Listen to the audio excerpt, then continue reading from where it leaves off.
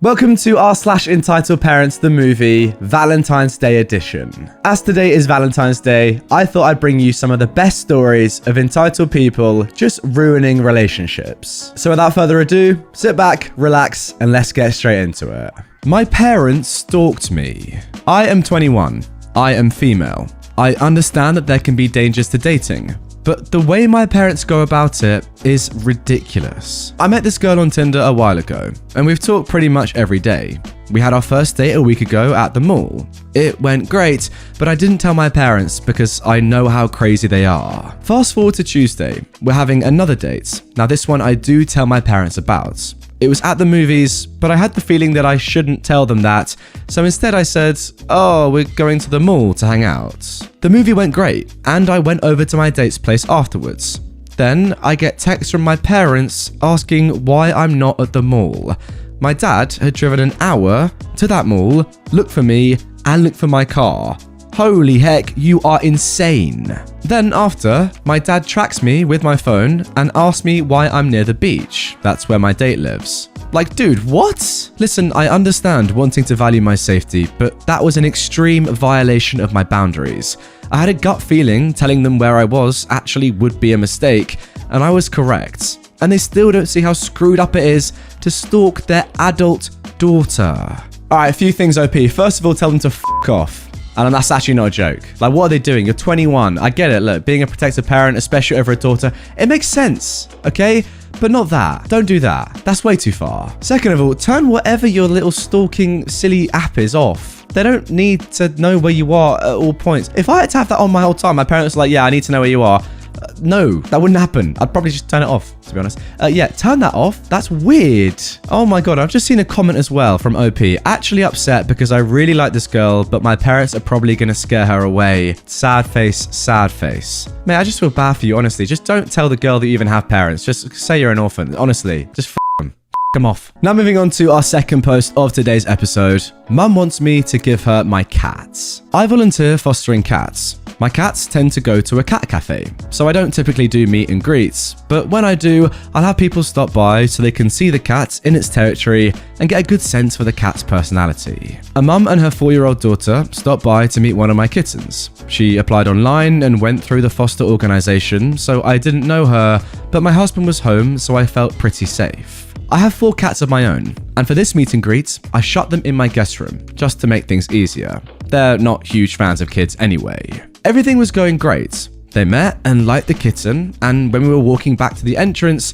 we passed the guest room. Then, the 4-year-old heard my cats meowing, so she sprinted to the door and opened it before I realized what was happening. The cats scattered, except for my grey one. Now he is an adorable boy, with a half-milk moustache and little mittens. The 4-year-old fell in love immediately and ran to him and started yelling that she wanted this one because it was the same as a stuffed animal she has. The mum asked me how much it was for him, and I politely said he wasn't up for adoption. She kept arguing with me, trying to get that cat, but like I said, he is my cat. The 4-year-old then started shrieking because she couldn't have the cat, and she picked him up. I asked her to put him down, but she's 4. She started squeezing him, and he was trying to get away, but at that point, he hadn't used his nails yet. He's such a good boy. The mum made no moves to intervene, and I tried to take the cat without touching the girl, but I didn't want to play tug of war and hurt the cat. So, as gently as I could, I tried to pull her arms apart. Then the mum came at me, screaming for touching her kid. The cat got away, and the whole way to their car, they kept screaming about how I was a terrible person and I shouldn't have showed them a cat they can't have. The 4-year-old was bawling uncontrollably.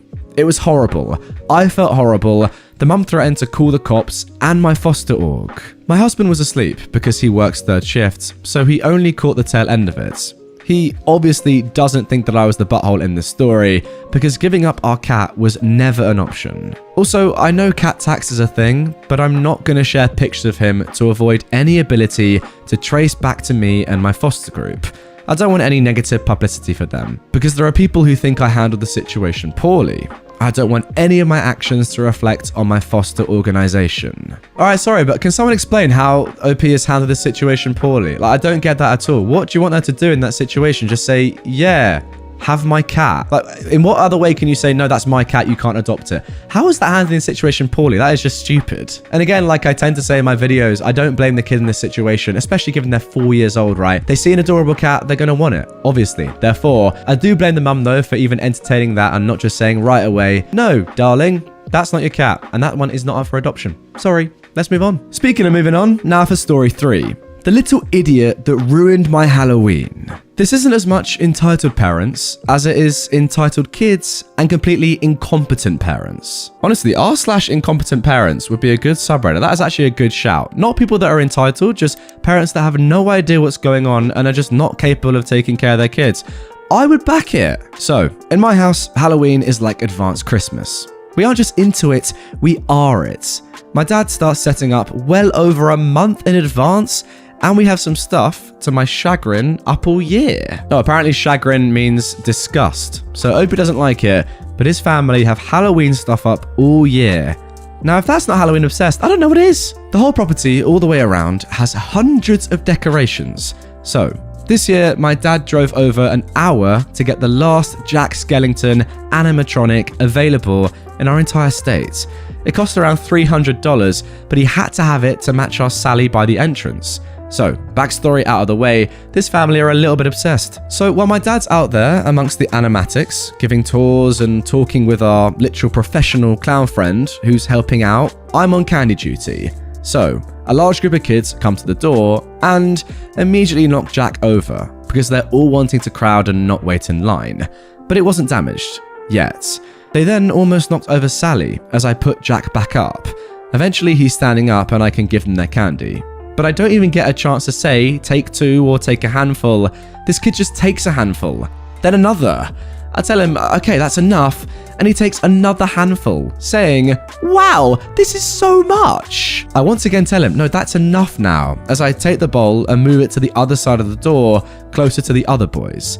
The same guy, though, reaches for a 4th, and I move his hand away. Finally, all the kids have candy, so everything's fine. Right? I can finally give the 2 little princesses who showed up their treats too now. Well, I guess I was wrong. As I'm reaching to the bowl to give to the girls, I see that same kid grab Jack and knock him forward. On purpose. It feels like slow motion as he tips forward and pop off with his head. Jack is laying on the ground, beheaded, and I'm just standing there shocked as I see this kid walk away.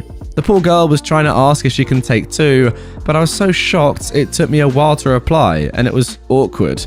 I still feel bad because it wasn't the girls' fault. I wish I could have told them a cheerful, happy Halloween. After I give the girls their candy, I straighten up Jack and assess the damage. And yep, he's dead. I mean dead, not his usual undead self. Wires, a completely clean break. The plastic, no. So, no hope of twisting the wires back or fitting the head back on. After a minute, I go to the group of parents and ask if they are the parents of that group. They say yes, and I tell them how one kid purposely knocked over Jack while he's currently punching our inflatables. They all immediately knew which kid this was, and they said something around, yeah, he can be a little rough, in a very boys will be boys dismissive way. Later, I found, according to my dad, that the kid was still kicking and punching the inflatables after I left, as the dad stood there and the mum said, stop, once, but didn't actually do anything. I eventually found my dad and told him what happened. To say he looked like someone kicked his puppy as he held Jack's head would be an understatement. I told him he can talk to the parents since they are still here. Maybe they might listen to an adult man more than a petite woman, but he couldn't find whose parent was whose, as none of the parents stepped up to take responsibility for their kid. So he didn't say anything. He's still been kinda down and I've been off. It's his favourite day, and I'm so upset that parents will just stand there and not even care and think they shouldn't even be sympathetic that their kid destroyed someone's expensive property because they're a spoiled brat. This Halloween has been a bad year. Yeah, to those parents, just a quick little message. You're an absolute embarrassment. You're a disgrace. You are nothing. You're a fool. And you're a waste of time. If you are someone watching this video, just know that I think that of you. So just deal with that, all right? I mean, seriously, they're like, come on. Every normal parent or person would say, I'm so sorry that my kid has done that. You know, we'll discipline him later or whatever. Tell him that's wrong. And then offer to pay the money back. Not just offer, just pay the money back. Not that money can replace things like this, that, you know, there's only one of in the whole town or whatever that you drove an hour to get. But still, at least offer the money, at least. Come on, that's the least you can do, at least. And also, like, the kid is only rough, right? Because, again, like, I know I always say, don't blame the kids. And this kid, yeah, probably is a little, like, swine. But he's only rough because his parents have told him not to be rough. So he thinks he can get away with it. Like, I don't think he's doing it maliciously. Like, he's not probably a very malicious person, just naturally. I think it's just his parents clearly not standing up, not taking responsibility for their rough kid, letting him do whatever he wants. And eventually he's going to end up punching someone in the face. So, yeah, take that as you want to. You clowns. I mean, to be fair, I say punch in the face. Probably just going to prison is what I actually mean. Everyone gets in a fight once in a while. Yeah, there you go. Mum felt entitled to my wish after I was diagnosed and survived cancer. So, today, I, a 29-year-old woman, am 13 years in remission from cancer. I had a very aggressive type, with less than 20% chance of survival for the first 5 years. Chance of the specific type coming back after 5 years was reduced to 0%. But that's not the story I'm here to share, it's just relevant information. As I was 16, I qualified for Make-A-Wish. I'd played around with a bunch of potential ideas, destination vacations, meeting my favourite band, getting electronics. Once the idea of travelling somewhere warm came up, my mum, the entitled parent of this story, was convinced that that was what was happening with my wish. The discussion of Barbados came up, so that's what she set her mind to. However, I was still on the fence, and after discussing it with my correspondent at Make-A-Wish, I wanted to meet my favourite band instead. We would not have been able to go to the Caribbean for the trip, simply because of costs, but we could have still gone somewhere warm and out of country. We live in northern Canada, so that's minus 40 degrees Celsius winters. Wow. There was talks of Florida, California, or even Hawaii as a destination to meet them at. I wrote a letter directed to said band, explaining how listening to them helped me through my treatments, and one song in particular that the youngest wrote. And my correspondent had mailed it out to the managers, and they were going to begin preparations for the band to get time scheduled for the wish. When I told my mum what I wanted and the plan to meet the band, she went nuts. She went off about how I deserve this trip as much as you do because I've been there for you the entire time, and that if I wanted to do anything besides going to Barbados, I could find another adult to supervise the trip because neither her or my stepdad would be joining me, since it wasn't what she wanted. She then told me to pack my bags and told me that I'd be staying at my dad's place until I came to your senses. And she told Make-A-Wish that we were going to Barbados. I spent over a month at my dad's, and the correspondent tried to convince me to go through with what I really wanted several times during the period, before I finally caved and let my mum have what she wanted. Now, my parents did make a compromise with me at the time, and told me that they'd drive me to their concert in Toronto if I paid for the entire trip. Foolish, 17-year-old me thought that this was a great idea. I get to see the band in concert, I make my parents happy in the end. It cost a lot, my parents complained the whole time, but at least I'd seen them in concerts. On the occasional time where the conversation of the trip to Barbados comes up, my mum likes to paint herself as the victim after all these years. Oh, could you imagine if you'd have gone through with it and we'd missed out on going to Barbados? You would have gone with someone else's mum instead and left us, that's her and my stepdad, behind. I would have never forgiven you if you'd done that. So wow, putting the blame on her daughter who had cancer. Great. To this day, I am still a huge fan of that band. They were on hiatus for a while, but came back, and this whole situation really sticks in my mind, especially when I see them performing on shows and on their 2 tours that they've done post-hiatus. Yes, I saw them in concert and it was a great time, but I could have physically met them and gone to a concert through Make-A-Wish while traveling to another country without having to pay out of pocket for the experience.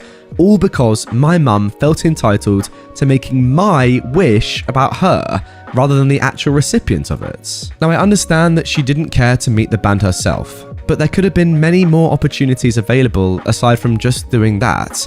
Look, I nearly died. It shouldn't have been a question of her doing whatever she wanted for my wish, especially with the extremely high chance of the cancer coming back. Seriously, does it get any lower than trying to steal your own daughter's make-a-wish? That is genuinely incredible. What is that? I wonder, OP, if you still bring it up with your mum to this day. Does she even know that she was in the wrong? Does she feel guilty? Have you told her how you feel? Maybe she's just so obtuse that she doesn't even realize that what she did was horrible. Who knows? She's clearly exceptionally entitled. And now moving on to our second entitled parent story of this video. Now this one is actually a two-parter, and trust me, as it goes along, it gets pretty bloody serious. Let's go. Entitled Dad tries to gaslight, manipulate, and extort me for $90K over a used Prius because I got the coronavirus vaccine. So, my parents are complete anti-vaxxer Karens and Darrens. We're talking full-on, vaccines cause autism and coronavirus was invented by Bill Gates to mind control us all with spike proteins, horse-paced guzzling types with no sense of personal responsibility or empathy for others. I repeatedly watched them get kicked out of businesses for refusing to wear a mask, and my Karen mother even had a meltdown in a grocery store that I'm surprised wasn't recorded and blasted all over the internet. But that's not what this story is about. The problem came around when I, a non-binary 24-year-old, got the vaccine for work. My job has me dealing with a lot of people, and a large amount of them are elderly, pregnant, or immune compromised. I figured I'd just get it and not tell them since I live about an hour away in the next state over, and, at the time, visited them once a week on my day off. After my second shot, I got a little sick. Note, if you get the shot, make sure you drink a lot of electrolyte drinks after, or you'll feel like rubbish. Yeah, I did, both times. And while laid up in bed, I called my sister, who lives 4 hours away, because it was her birthday. During the conversation, I mentioned that I'd gotten the vaccine. Unbeknownst to me, my Karen mother was in the car with her during a visit I didn't know about, and heard every word. She proceeds to have a 5-alarm meltdown at my sister's house, saying that I'm going to die while my sister gives me a play-by-play via text. When my mother returned at the end of the week, she called me and told me that I'm no longer allowed over at her house unless I take these supplements she got off Facebook to stop the spike proteins. Oh my god. And that I'm not allowed to visit my brother, who is 39 and lives 2 states over, or his kids. Now at this point I'd had enough of her rubbish and told her that my health is none of her business and whether or not I can visit is my brother's decision, not hers. She exploded and I hung up the phone. An important thing to note here is that the car I drive, a used Prius, technically belonged to my grandparents. After my grandmother had a stroke and got in a car crash, a minor one where no one was injured, thank God, they decided to give me the car since I needed one, and they told my dad to make that happen since he had power of attorney. He agreed to do it in exchange for $2,500 that he'd put towards the $90,000 Parent Plus loan he has from my college. I gave him $600 a month in addition to paying my own loans to help, since it's a lot of money, even though his salary is around $200K and I make $17 an hour. Nice. Midway through my exile, I decided to try to be the bigger person and clear things up with my mum. I invited her out to lunch to listen to her concerns and establish some boundaries for the both of us so we can move on with our relationship. Now I know that sounds dumb, but I thought since she gave birth to me, I could reason with her and we could talk it out like adults. That didn't happen. The entire lunch, she treated me like I was diseased. She wouldn't touch or hug me and kept her food as far away from me as possible. When I tried to broach the subject of apologizing and patching this up, she launches into a tirade about how she will not compromise or walk on eggshells for me. For no reason, she also drags my sexuality into it. I've been openly queer since I was a teen, and while they're not openly disapproving, they still do avoid the topic like the plague. I never told them I was non-binary because I knew how they'd react, and she said that since it makes her uncomfortable, I needed psychological help. That was my last straw. I said goodbye, walked away from the table, and decided to go no contact while I grieved and made a plan for how to move forward. Fast forward a few weeks when I went to renew my tabs and made an appointment to renew my license. They get sent to my parents' house because my dad still holds the title. Since I still had limited contact with my dad, I asked him about it and we agreed to get the car title settled. I tell him I'll go anywhere but the house to do it, because I didn't want to face my mum while I was still angry and say something to her that I'd regret. He kept moving the time and place around until last night he called and finally said either I come to the house to confront them or he'll call the police. I remind him that they both forbade me from going back to the house, and I kid you not, he went full gaslight and says, "No, we did not. You're making stuff up." I tell him I'm not going to the house, and that's when he told me I needed to come back for the title paperwork and to sign a promissory note. I asked him what the promissory note is for, and he told me it's an agreement to pay the Parent Plus loan back to him. He literally said it was the only leverage I ever had over you, and that if I didn't sign, I wasn't getting the car. I told him it wasn't my loan, and he got really angry and called me a bunch of names. He ended the conversation by telling me that either I show up at the house or forfeit the free car. I asked for my $2,500 back, and he told me to F off. After a night of crying, I called my sister and made a plan to close the bank account my dad has access to and just get a different car with the money I have in my savings and leave my grandparents' car and keys in their driveway while they're gone. Just mail them some money each month for the loan without a return address. A used Prius is not worth signing my life away to some entitled POS. Yo, what is it in this episode with entitled parents and their own children? Like, I've always thought that, parents would be the ones to look out for their kids and help them. Not, completely go against that and just treat them horribly like we're seeing in this video. I don't know, makes no sense to me. It's a strange one. It's just really weird because you've been the one that's actually paying them in the first place, and now they're trying to use you even more. I genuinely thought that it was only your mum who was the bad parent, to be honest, early in the story. Like, she was the anti-vaxxer, the crazy one. But no, your dad's just as strange. What a weird couple of people. Anyway, guys, this is only part 1. The story has developed. Let's get into part 2. Okay then, part 2. Hello again, Reddit. I'd first like to thank everyone who commented on my original post. I cannot explain to you the relief in knowing I'm not alone in this, and that your advice was extremely helpful. Yeah, guys, honestly, the comments on the first post were so supportive. I didn't show you them, but I read through them myself. They were brilliant, to be honest. It's been a whirlwind of a week, but I can proudly say that I've now officially gone no contact with crazy anti-vaxxer mum and dad.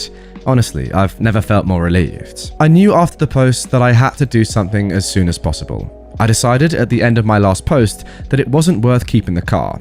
I texted my manager at work on Sunday, and she green-lighted a PTO day for me the following Monday. For those of you that don't know, like me, PTO stands for paid time off. First thing I did was go straight to my bank the moment it opened, and I explained my situation. The clerk I worked with was extremely understanding and helped me plan a strategy. I couldn't ditch the car until Saturday, and I didn't want my entitled dad figuring out what I was up to until it was too late.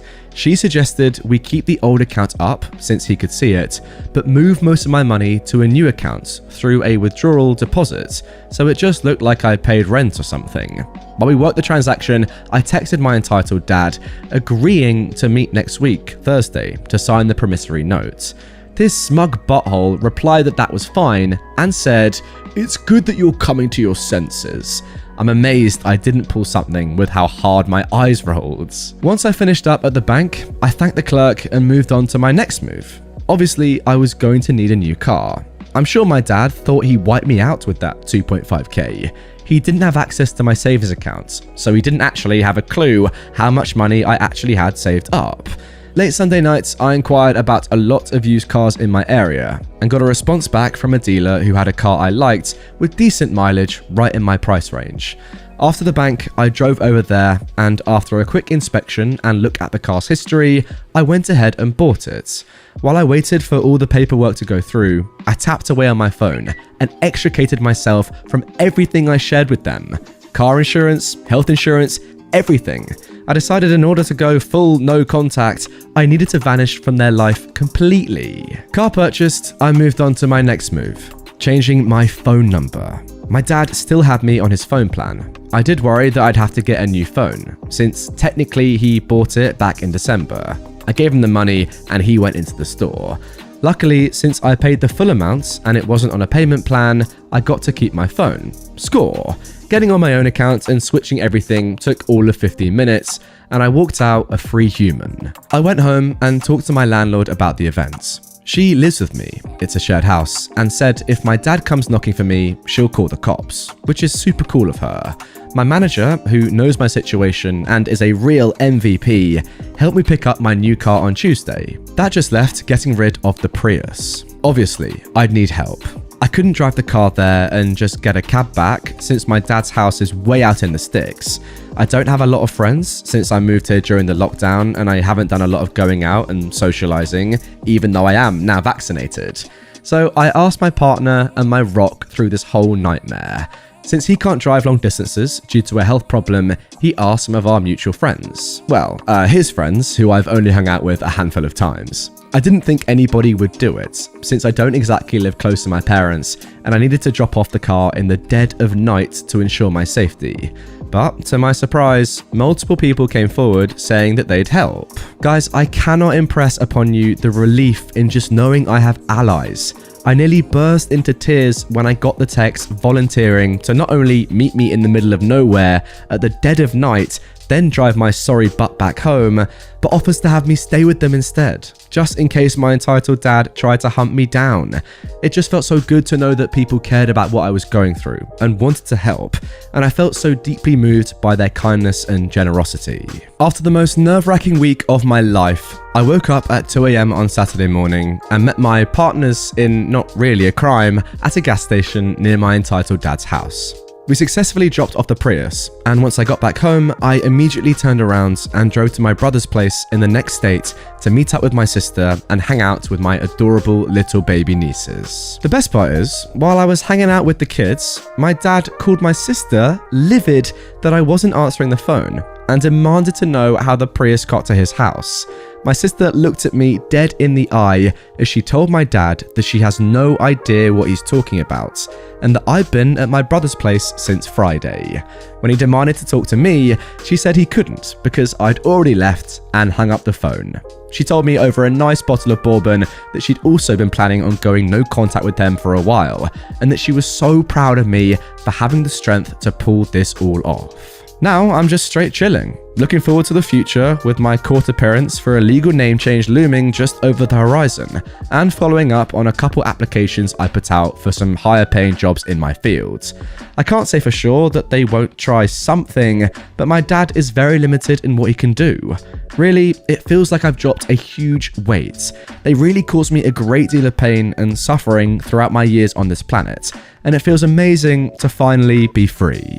Wow, what a great story. I guess this story just shows how speaking to people can genuinely change lives. I'm going to put on screen right now just a few of the hundreds, if not thousands, of supportive comments that OP has received on both part 1 and part 2. And clearly we can tell from part 2 that ultimately has led to her decision to go non-contact with her horrible entitled parents, which is clearly just a win. Amazing stuff. I guess it just shows really that speaking to people and hearing their opinions can alter your mindset in a really positive way. OP, well done. Apparently, my friend owns an entire city. I planned a trip to a particular tourist-friendly city I really like visiting because of the history and number of things to do while there. I know someone who lives in the area, and when I mentioned I was planning to spend a few days there, it was suggested that I stay in her guest room to save on hotel costs. This friend has some mental health issues, mainly undiagnosed bipolar, I suspect, but diagnosed depression and anxiety, and can be a little flaky. So I didn't cancel my reservation at the hotel, as I didn't prepay and could always cancel later. I didn't tell her that though. Fast forward to a week before the trip, and she tells me she's not feeling mentally able to have someone stay with her. She's feeling anxious, so she wants to be alone, and she tells me not to come. I took that to mean I couldn't stay with her, which was fine. I still had my hotel reservation, and since it was in the city centre, it would be more convenient location-wise anyway. So I fly into the city and get an Uber to my hotel, then get settled. I texted her and asked how she was feeling that day. She said she was okay and not feeling very anxious that particular day. So I texted back, "That's great. I'm glad you're having a good day. Do you feel like getting dinner tonight? If not, that's alright. I thought it would just be nice to catch up while I'm here, but I understand if you don't feel up to it. just let me know. A few minutes later, she calls me and immediately starts screaming and shrieking at me that she had told me not to come and that I had no right to be there or to put her in the position of having to entertain when she doesn't want to. I calmly told her I didn't expect her to entertain me at all if she didn't want to, and that I was perfectly happy to just explore by myself each day and relax in my hotel every night. No obligation for her to even see me if she didn't want to. She yelled at me again that I was a horrible person for invading her privacy and coming to the city when she told me not to. I responded that whether or not I stayed with her or even saw her wasn't a factor in my decision to visit the city for a long weekend. I was in a hotel and happy to be there, so I could come and go as I please. She's now doing some thinking about our friendship and deciding whether she can remain friends with someone who goes against her wishes like that. Yeah, I don't think she really needs to put much thought into that because I'm done with the friendship myself. I don't need a friend who tries to act like she can keep a person from visiting a tourist-heavy city just because she doesn't want to see them, or anyone else. The entitlement she's shown is pretty alarming, even taking into account her mental health issues. Expecting someone to cancel a trip they planned without you being a factor? Wow. Now look guys, seriously, I'm not trying to belittle this girl's mental health issues, but I really don't think this has anything to do with them at all. Like OP has made it very clear, there is zero obligation to see her, she's just touring the city. It's not that deep, but no, this girl is saying that you're not allowed into my entire city? Very, very weird. Alright, now moving on to our second entitled story. Misunderstood girlfriend tried to get me in trouble. So, one of my older brothers has this entitled girlfriend that often gets her way. For example, if the majority of us want to play a board game, she'll cry about it to my brother that she doesn't want to play, and tell my brother not to play, so we end up not playing because there's not enough players. Whenever she comes over to visit, she would make herself at home. Seriously, I saw her using my PlayStation without my permission, and when I asked her to stop, she said it's okay since we're basically family. She doesn't like to share things, and on holidays like Christmas, she often asks for presents from all of us, even my younger sister, who doesn't even have a job, because supposedly, again, we're family. Okay, now that you understand how entitled she is, let's get to the part that annoyed me about her the most. My older brother is called Man. It's pronounced as man. That's right, you address him as Man because his name is Man. So one day during a gathering, we were talking about the silly things that Man did recently because we all know he's the type to do funny but stupid things. And I commented, that sounds like such a Man thing to do. The girlfriend blew up. She was bright red, swung her long blonde hair as if it was a weapon, and glared at me as if I was the biggest scum in the world. That's such a disgusting thing to say. You're so sexist. What he did has nothing to do with his gender, and you should apologize. So it took me a while to understand why she was blowing up like this, until I finally realized, oh snap, she thought I meant his gender, not his name. Oh, no, sorry, I think you misunderstood. Oh, shut it. I can't believe Mum raised a sexist pig like you. Now, she meant my mum, but she addresses her as Mum as well, because apparently we're family. What? No, seriously, you misunderstood. I should have you disowned for your toxic thinking. Once I tell Mum about this, she's going to have my back, and she'll beat the heck out of you for your narrow mind. I was just kind of speechless. As she continued ranting on, I looked at my younger sister as a way to say, is she for real? Now my sister knows of course that I meant Man, my brother, not man as in man, so she just thought this was funny and shrugged and just kept watching her going on a full rant. After she finished her long speech, she marched out of the room and grabbed my brother and my mum and told them what I said, and that I should be punished for my narrow thinking. My brother and mother knew immediately that I meant his name, so they tried to tell her that, but she refused to believe them because she knew what she heard. With my mum and brother in tow, she came back to the living room and screeched that I'm in major trouble and that Mum is for sure on her side. My mum rolled her eyes and spoke in our native language, so she couldn't hear what we were talking about. Also, our language can sound a bit mean if we put in a lot of the accent and exaggeration in a loud voice. So, Mum said to me in our native language, "Pretend I'm yelling at you." Why? Because she's crazy and she won't shut up and I've got dinner to cook. Well, can't we just tell her the misunderstanding? Do you really want to try? I then proceed to stomp out the room as she smirked with her arms folded. During dinner, we all gathered at the dining table and the girlfriend kept smirking as she eyes me down and kept making indirect comments about me. My sister then leans into my ear and whispered, "Man is planning on dumping her." And I choked on my noodles, trying to suppress my laughter. The girlfriend looked confused as to why I was covering my mouth, but I just kept stifling my laugh. A week later, Man announced he broke up with her and seems like a happy and free man. Badums. Well, hey man, I'm sorry you had to go through that. If I'm honest, I think you managed the situation really well, dealing with your girlfriend in an appropriate manner and then dumping her. Good job. And now for our third entitled parent story. Entitled Dad / Deadbeat Dad legally steals $65,000 from daughter about to start college. This is not my story, but another post reminded me of a friend that this happened to. Entitled Dad with a wife, son and daughter, both under 10 years old, has an affair, gets young girlfriend pregnant, dumps his family for her and the baby not yet born. Despite being ordered to pay child support to his 2 older children, he rarely pays. And if he does, it's $100 or $2 tossed at them a couple of times a year. He only sees them on holidays at his parents' house, but occasionally calls during their birthday month or a few weeks after. Twice or 3 times in 5 years, he called with less than an hour's notice and picked them up for burgers and hot dogs at a drive-in restaurant where you sit in the car and a server brings your food out on a tray that hooks on the car window. Meanwhile, the young girlfriend decides raising one baby is all she's up for, so she dumps his butt. And of course, he treats her and his new baby daughter the same as his ex-wife and older children. Years pass. The new baby daughter is 15 and her mother is killed in a car wreck. The court orders her to live with the dad. Why did the entitled dad fight for her in court when he hadn't cared less about her in 15 years?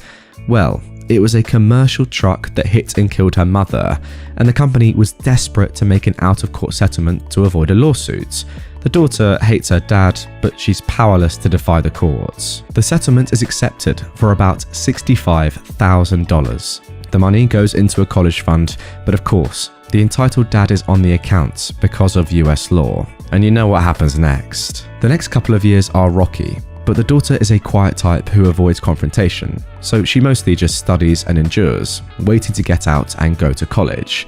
It comes time to go to college, and she discovers that her dad had cleaned out the accounts and closed it. When she confronted him, he did the classic reaction of yelling, calling her names, saying she owed him, etc. Surprise ending, she and her older half-sister became good friends as adults. Unfortunately, the older brother turned out to be a lot like his dad. Oh my, well I thought the title was shady at first, but that was even worse than I'd expected. Jesus. You're telling me the only reason this dad came back into his daughter's life was because her mum was tragically killed and he thought he could make money out of it? I mean, that is mind-blowing entitlement right there. Wow. And now moving on to our final story of today's episode. Karen doesn't realise that I'm a citizen, tries to enslave wife and me with fake debts. This is a story about somebody much more well off than me, expecting me to meet their financial obligations, while demanding that I falsify medical paperwork and commit insurance fraud while withholding pay. Basically, my wife and I had just immigrated back to the US and needed jobs and a place to stay. We thought we'd struck gold when a fabulously wealthy woman hired myself as a groundskeeper and maintenance guy, and my wife as a cook and maid for her elderly parents.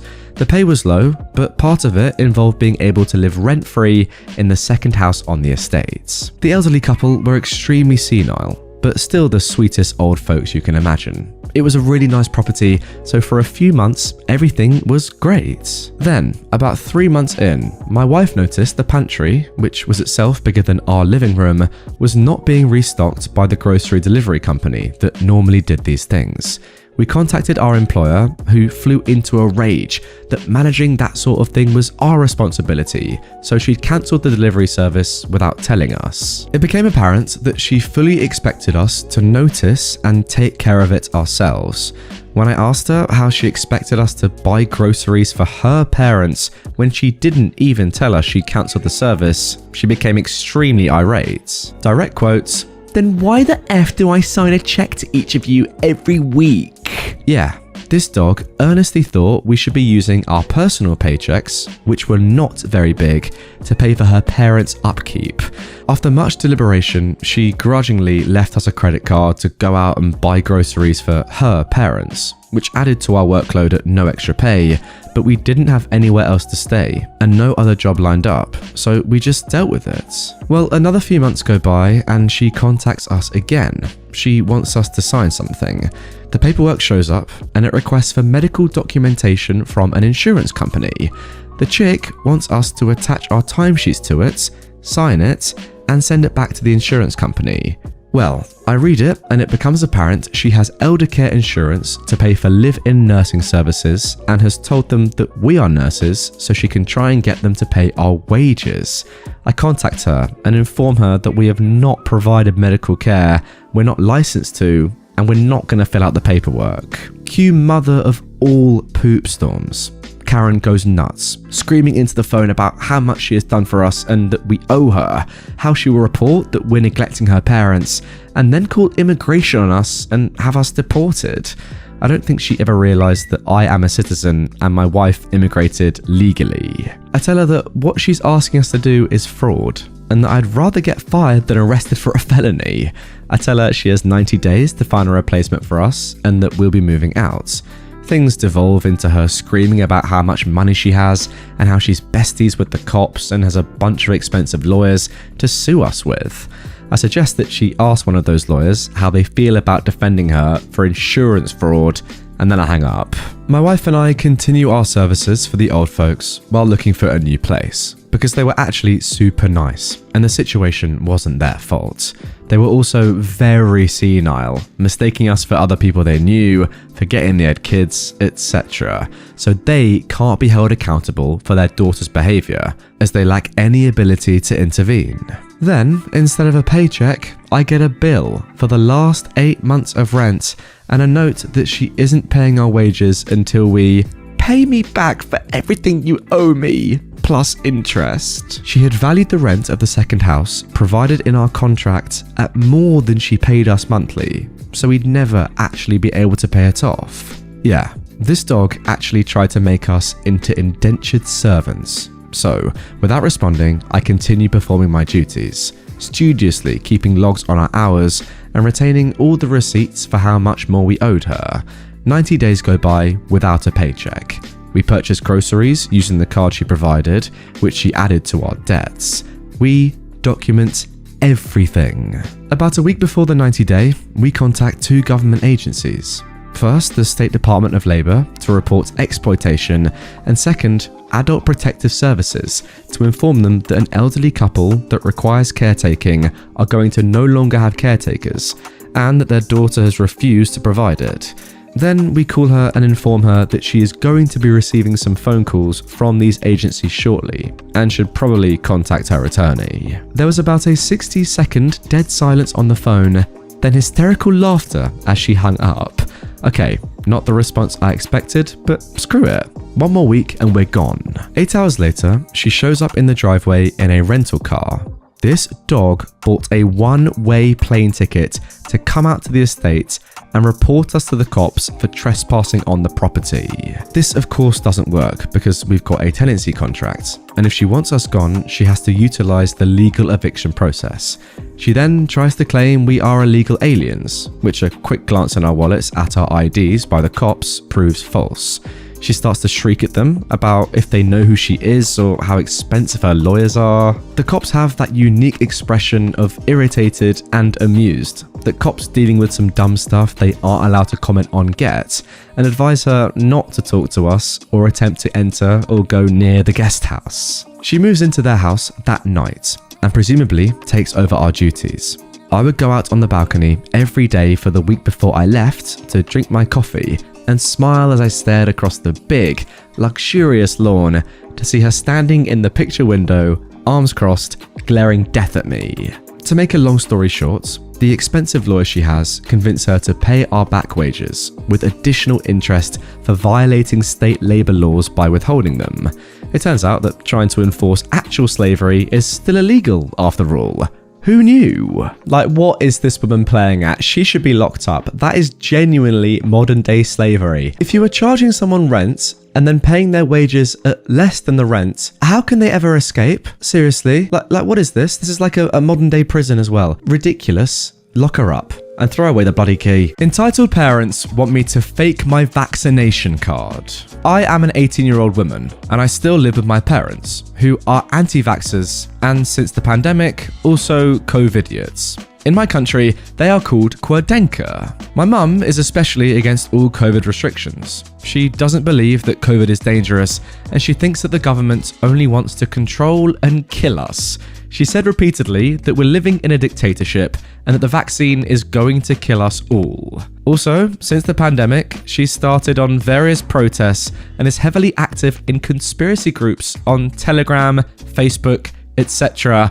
What a woman. Now, my father isn't as extreme as her, but he also believes that the vaccine is going to harm us because there hasn't been enough research yet. In my country, I have to be tested nearly every day in school in order to avoid infections and online school. So does my brother, who is an 18-year-old. My father also has to be tested every day at his workplace, and if anyone is COVID positive, all of us will have to quarantine for 2 weeks.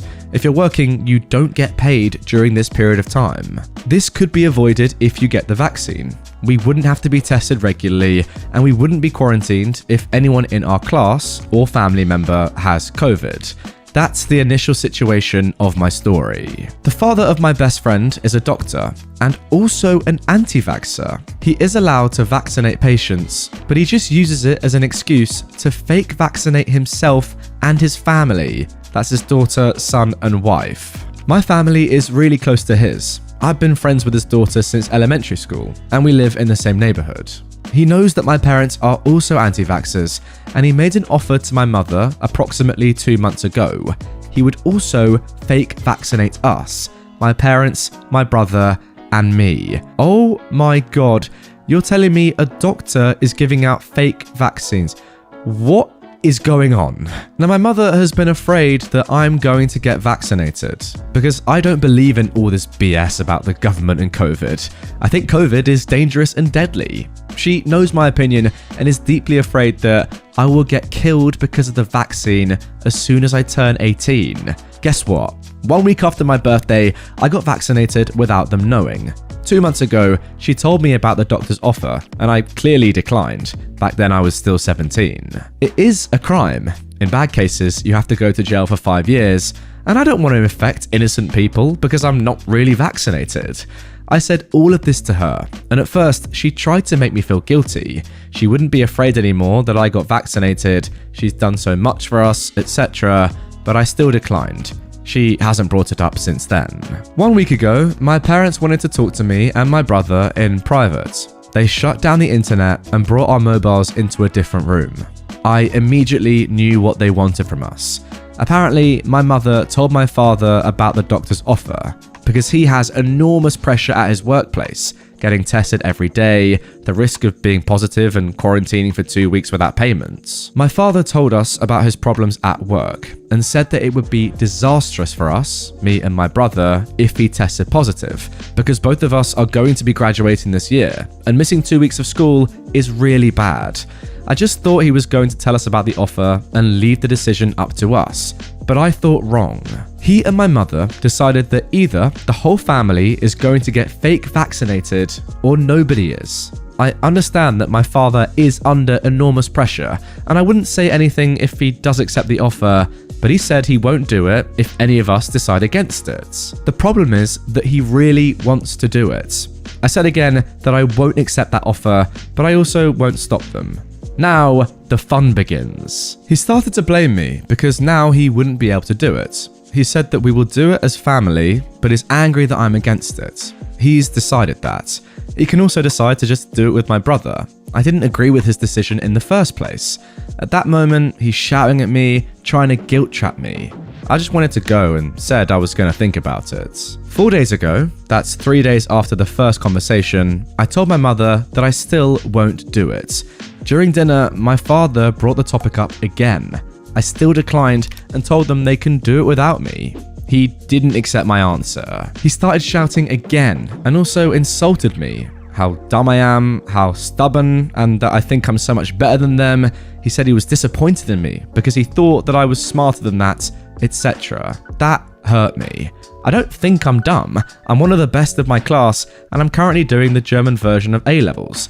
And I absolutely don't think I'm something better than my parents. I just don't agree with them. After that, he started to have some kind of breakdown, I think. He started crying and saying that he was worried that he wouldn't be able to provide for us anymore if he gets quarantined, because he won't get paid during this period of time. He admitted that he is putting enormous pressure on me, but he doesn't care. You have to know that I quickly have a remorse for the simplest things. Just when I think about hurting the feelings of others, especially my family members, and making them feel anxious, bad, etc., my conscience intervenes. Now my father is telling me that I could take away his and my mother's fear if I do what they want me to do. But I still refused. This caused a major feeling of guilt and remorse in me. Since he started insulting me, I hadn't said anything, and his reproach made me feel so bad. I nearly started crying. After that, I got up, went to my room, and cried. My feelings were so mixed up. I've got a strong sense of justice, but I felt so guilty and also so betrayed. As soon as I won't dance after the tune of my parents, they start to insult and guilt trap me. Needless to say, I didn't sleep well that night. Since then, my mother hasn't brought this topic up again, but my father won't speak to me. He's ignoring me, giving me the silent treatment. But I have to admit that I don't really care anymore. I don't know what he's going to do, and I also don't understand why I've got to be a part of all this. It's my decision. He can decide differently if he wants to. But I know that if I give in, they'll use this method every time I say no to something. This is the first time that I do something against the will of my parents, and my behavior in this situation will determine how they treat me and my decisions in future. Just to clarify, my parents don't know that I am already vaccinated, but my friend told me her father, that's the doctor, would cover up for me and wouldn't tell my parents anything. First of all, OP, fair play to you for getting your actual vaccine and not listening to your, honestly, pretty dumb parents. Look, I get it. Some people don't want to get the vaccine. Fine, it's not ideal, obviously, but it's their choice. But whatever you do, don't get a fake vaccine and put everyone else in danger from a doctor who, for some reason, is willing to risk prison time. What is going on there? Seriously, if the dad feels so much pressure to get vaccinated, I have an amazing solution for him. Just get the vaccine, bro. It's not that hard. You absolute freak. And now moving on to our second story. Karen thinks she owns the sidewalk because she didn't train her dogs. I used to have a leash-trained cat named Eva who loved going on walks. I would take her to this nice little trail that looped around a pond but only had street parking. So I would have to park my car a little up the street and walk maybe 60 feet on the sidewalk to reach the beginning of the path. I was leaving the path and we were on the sidewalk heading back to my car when this happened. When we turned off the path to the sidewalk, I spot an entitled lady walking 2 golden retrievers heading towards us. Since Eva didn't give a dang about being around well-behaved dogs, we continued walking in her direction to my car. We were about 80 feet away when the dogs notice Eva and they start going nuts. They were barking, pulling at their leashes, and trying to lunge forward to get at her. The entitled lady wasn't doing anything to try and control the dogs. She didn't try moving them off to the side, shortening their leash, telling them to stop, anything. Instead, she let them pull her towards us and even started doing a little trot to let them run at us. I have Eva heel and stay near my feet so I can pick her up, just in case. They get closer and she's still not doing a dang thing to hinder them. So I move off the sidewalk and into the streets. She then began letting them off the sidewalk to angle towards us. At that point, they're almost on us, so I scoop up Eva. Only then, when they're snarling and lunging at me, does the entitled lady try and control them and hold them back. I was trying to get the frick out of there when this shrill harpy decided to open her gaping maw and yell, "Leave! You can't be here!" What the heck did you just say? You can't have your cat here! I was already walking away from her, but then the lady turned around and let the dogs follow after me to continue trying to attack us. This was all yelled at my back as I tried to get Eva to the safety of my car. But this is public property. No, this is where I walk my dogs. And this is where I walk my cat. I have my cat in the car at this point, and I'm yelling this through a cracked window while her dogs are jumping at the side of my car, still trying to attack us. Illegally. You can't have her here. What the heck are you talking about? Your cat's hurt dogs. You can't be here. Don't come back. The rest of our exchange was her trying to say that it was illegal for me to walk Eva there because it excited dogs, and she'd walked her dogs there for years and she lived nearby, so it was her sidewalk. By saying my cat hurt dogs, she was referring to the strain the collar put on their necks when she was holding them back from attacking us. She said she would call the cops on me for walking my cat, and I told her to go ahead and call them so I could report her dogs for being aggressive. That stopped her for a second, but as I was driving, she was screaming threats at me about bringing my cat back. Not gonna lie, I'm petty. For the rest of my time living in that crummy town, whenever I passed her walking her dogs, I'd slow my car down, honk my horn, and set the dogs off, and then flip her off and set her off. It always gave me a smile to see her getting yanked around by her Goldens while screaming at the top of her lungs. Yeah, probably some of the dumbest logic I've ever heard there. My dogs are attacking your cat, pulling on their lead, and therefore your cat's hurting my dog. I mean, make it make sense. What is that? Seriously. Go back to school. Get an education, you clown. I don't even know too much about dogs, but I thought that golden retrievers are some of the easiest dogs to train. I guess that just shows that this Karen is negligent, doesn't really care, thinks everyone else should pander to her. Just go away. And now for our final story of today's episode. Mum invites herself to my graduation. Grandfather's girlfriend tells me to uninvite her. This will be a pretty mild story, but I'm still mad about it, so now I'm making it the internet's problem and amusement. For some backstory, a few years back, my house had gotten foreclosured on because of my parents' questionable financial decisions. I was too young at the time to fully understand the situation, but I can tell you that my mother rarely decided to have a job. So, after the foreclosure, my older sister, who's 9 years older than me, was gracious enough to let me, my mother, my father, and my brother move into her basement rent-free, on the condition that my mother get a job and we get an apartment or find somewhere else within 6 months. If I recall correctly, Mum stayed 6 months, my father and I stayed 8 months, and my brother is still there, but now pays rent. Why did my mother stay 6 and my father and I stay 8? Well, because at some point, my mother decided that was the best time to separate from my father. She came into the basement, gathered me, my father and my brother, and announced that she was leaving because your father is worthless, a lost cause, and also OP, your brother is useless and lazy. This coming from the woman who sat at home and cross-stitched all day, never helping her children with school, driving, or getting jobs. And yet, off she went to go and live with her co-worker. So, within the next few months, my father scrounged up a bit of money by taking extra runs at work as a truck driver and getting help from his father, and the two of us moved to another state in an apartment close to his father. I went back to school and honestly did better there in that 1 year and a half than I'd ever done with my old school. Why? Because my grandfather's girlfriend had talked to a friend of hers and talked her into tutoring me. For one thing, I have undiagnosed ADHD, and because of this, I have a huge difficulty focusing and retaining information. But I did it. I graduated a year and a half late, but I did it. Now, I had to make a decision.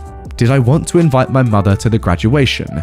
Did I want her to be there for this milestone of my life that she not only didn't help with, but almost stopped me from reaching because of her unwillingness to be a parent? Well, fortunately for me, I didn't have to make the decision. She decided that she was invited without asking, by asking me what day the graduation was, so she could schedule her vacation days. Without answering her, I went right to my father and asked what he thought. How did he feel about her coming? Was he going to be okay with her staying for a few days?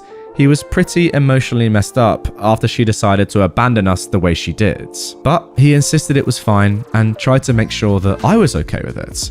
Now, I didn't really have enough of a backbone to tell her how I really felt, so I just told her the day I was graduating and kind of left it at that. I was pretty annoyed that she felt entitled to come to my graduation, but I didn't want to fight about it. While at my tutor's house with my grandfather to work on some stuff, graduation comes up, and I tell them that, yeah, my mother is coming. They both have some feelings about it because they know the history, but ultimately it's my decision and they leave it alone. However, then my grandfather told his girlfriend when he went back to his house to pick up some tools. So, his girlfriend then calls me and decides to give me her 2 cents. Mind you, I have known this woman for less than a year, and in that period of time, she's asserted herself to be a strong-willed woman who absolutely does not approve of my lifestyle and has tried to change several things about me. Her 2 cents are essentially, your mother is coming? Why?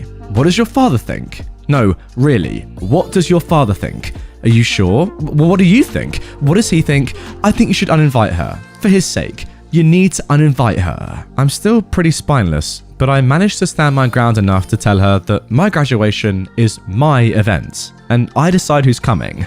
I explained that I've already talked to my father, and he's expressed that he's fine. However, just to be sure, when my father came home from work, he and I talked about it again, and he assured me that it was fine. Eventually, when the topic of a celebratory dinner was brought up, it was decided that rather than have everyone attend one, my grandfather was going to bring me to one with me, him, his girlfriend, my father, and my tutor, whom I'd invited, and my father was going to host another with me, my mother, my sister, and her 4-month-old. It was annoying me that these 50-plus-year-olds were acting like the 4-month-old, but 2 dinners was enough to shut me up. The graduation ceremony and the dinners went without hitch for the most part, aside from my grandfather's girlfriend whispering to me that she wants to punch my mother while hugging me.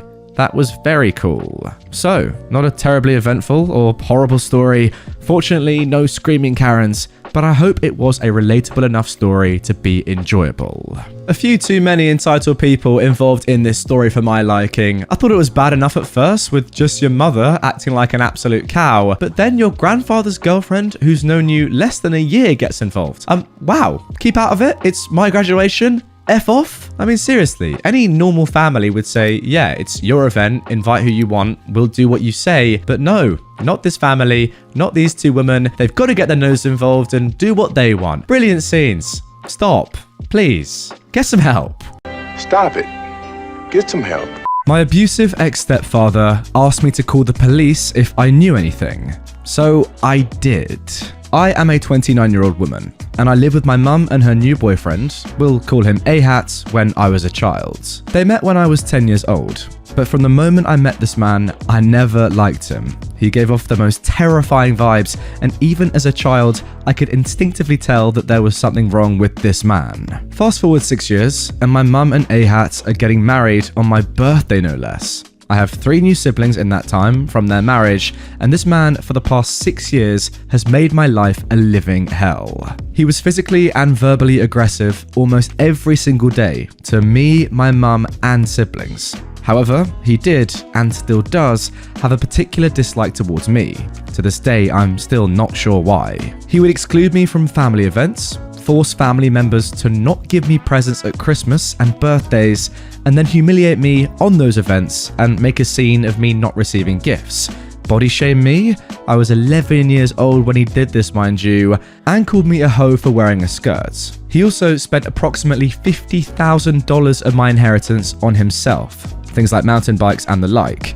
He would hide my phone for no reason, so I couldn't contact my father or friends or extended family. He wouldn't let me eat the yummy food, but would sit there and eat it in front of me.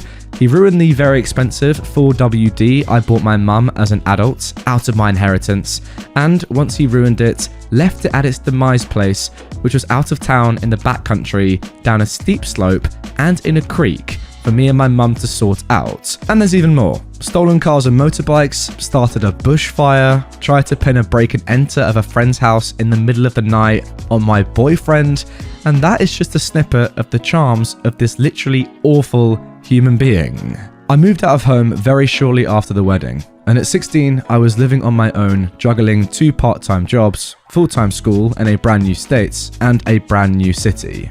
But it was a heck ton better than living at home. Fast forward again another 10 years, so I'm now 26, and my mum has finally had the courage to separate from Ahat with my 3 siblings after years of further abuse from him. He still tries and terrorizes their lives and controls them and demonstrates very threatening behavior, but at least they're out. My 3 siblings choose to stay with my mum, for obvious reasons, but still had to have visitation with their father due to custody arrangements. Ahat's always had a lot of resentment towards the children for this, but can you blame them? I certainly can't. Fast forward now to present day. I have full care of the oldest of my 3 younger siblings, as she wanted to escape Ahat and move states to live with me. I fully supported this because I've always tried to help where I can. The youngest of the 3 stays with mum. The middle child, my brother, was very traumatized by his dad's behavior and consequently has a lot of untreated trauma and behavior to go with it. I tried to take care of him and let him live with me and my family at one point. However, he also was too violent for me to handle. Ahat actively stopped my brother getting the mental health help he needed. I believe this to be that it might have held him accountable if my brother told anyone anything too incriminating. My brother moves back to my mother and younger sister. He is also too violent for them to handle. Side notes, I understand my brother's behavior is not okay either, and unfortunately a lot of it is learnt behavior. And when he has sought out help, Ahat quickly stopped that. I'm hoping in the future he can hopefully and finally get the help he needs. Anyway, last week, on Sunday, my brother assaulted a family member when at my mum's house. He was escorted off the property by police and taken to Ahat's house to live now. I get a message from him on Wednesday for the first time in years saying, "Your brother is missing. The police have been called. If you know anything, call me or the police." Instant panic sets in. I feel like a scared child again from a very benign message from this man. I sat looking at this message all night wondering what to do about it. That's when it came to me. Ahat asked me to call the police if I knew anything. He didn't specify what I had to know and tell the police, just that if I knew anything to call them. So I did. I called the police and I told them that I felt I had some very important information to tell them regarding my missing brother. I told them everything. All the abuse that had happened to me and my family at great lengths. I told them that if they return my brother when they find him to Ahat's house, that they will be putting him in direct danger. I told them absolutely everything. The police were very interested to hear this about Ahat and put me on hold while the police officer I was speaking to went to discuss something with her superior. When I got taken off hold, I'm talking to a more senior officer now. He wants me to reiterate the story, which I do. He says someone will call me back.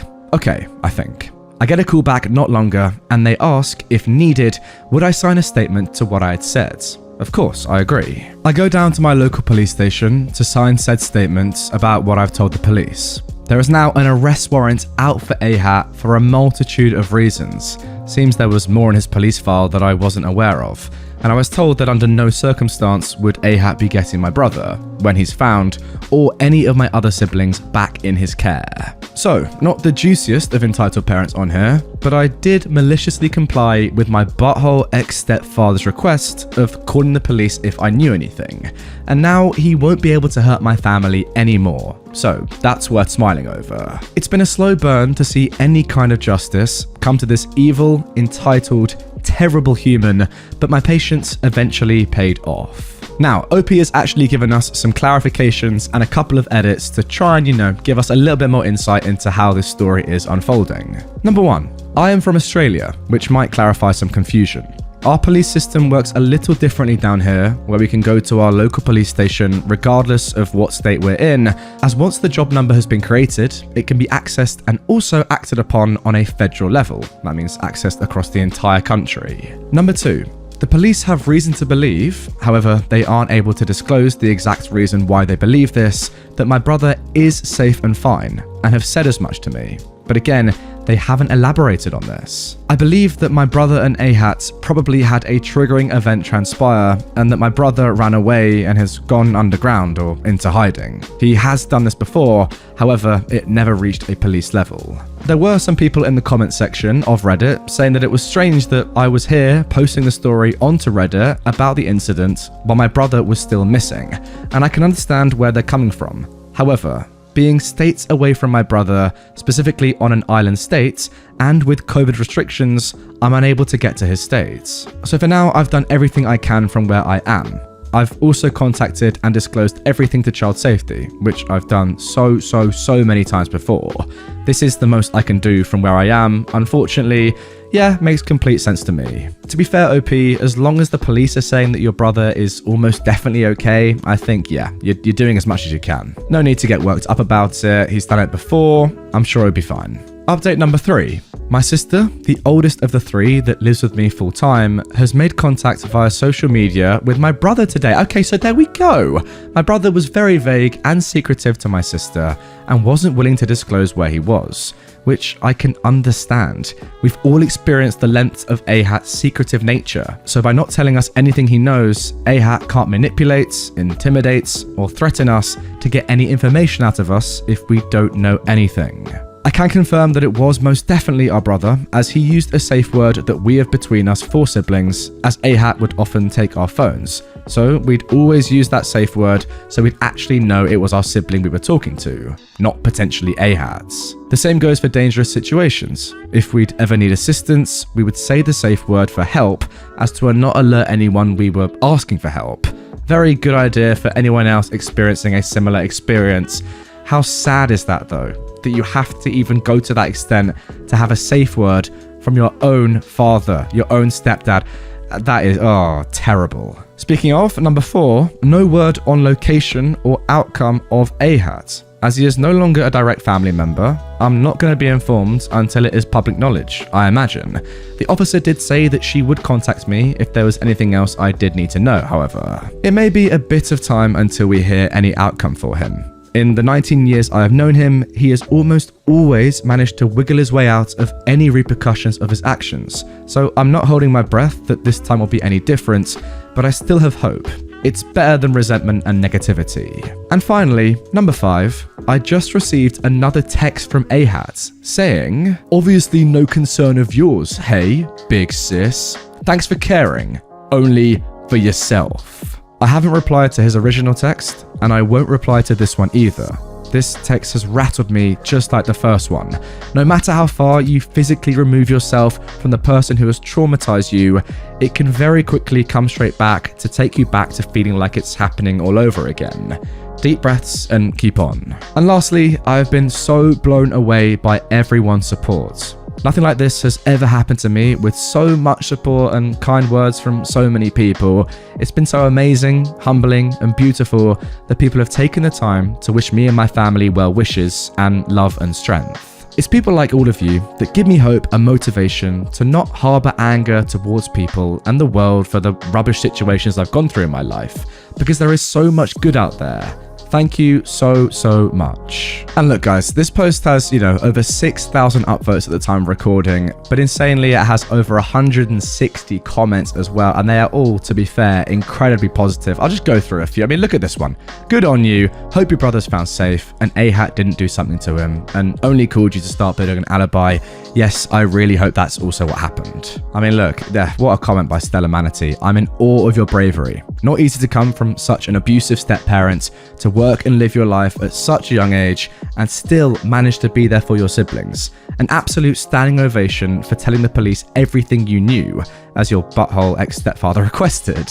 All the best to you. I hope you have a happy, peaceful life. And guys, you have to understand, look, OP has been through a lot. Seeing these insane comments of support probably just makes them feel amazing. And it's vindication, right? They now know they've done the right thing. If they were unsure, comments like this can really help them to understand that. You know what, guys? Let's get involved. It doesn't have to be just Reddit. It can be our community as well. Let's get down in the comments and give OP some messages of support to let them know that they definitely are doing the right thing here and that they've done something amazing. If you've got any advice or tips, maybe past experiences that you've had, or just, general empathy, comment down below. Hopefully we can get OP to see this video and see the insane support that you lot can give. And now moving on to our second story of today's Entitled Parents episodes. Being hated for being free. Hello everybody, new member here. I'd just like to share an experience I've had recently. It's a long read, but one I believe many of you will likely relate to. As a 27-year-old man, I have many friends with children, mostly in the toddler age group, as well as many friends without children, like myself. Now, don't get me wrong, I love being the fun friend, uncle, whatever, but I've always stood firm in my decision not to sire children. To that end, most of my friends with children have grown to accept that, and we just don't bring it up. No cause to, right? I think my friends just expect that one day I, and whoever I may be courting, will announce a pregnancy, to which end I know they'll be disappointed, but that's okay. See, being a single, childless young man, I naturally have quite a bit more freedom in life than my friends with children. I can still live life on a whim. They can't. I can roughly predict what the next 2 weeks will hold. They can't. If I want to have kids later in life, I can reverse that decision, would likely adopt. They can't. Of course, most of my friends with children are still wholesome and loving friends. They love to see me traveling to exotic places, and they adore the small trinkets and lengthy stories I bring home with me.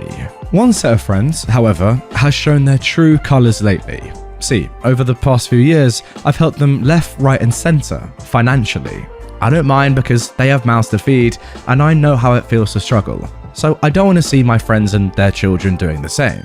The most notable expense was the 1.8k I shelled out to literally buy them a running vehicle. Bear that in mind, that 1,800 will be important later. The friends in question have a 3-year-old together, and the girlfriend has a 9-year-old from a previous relationship.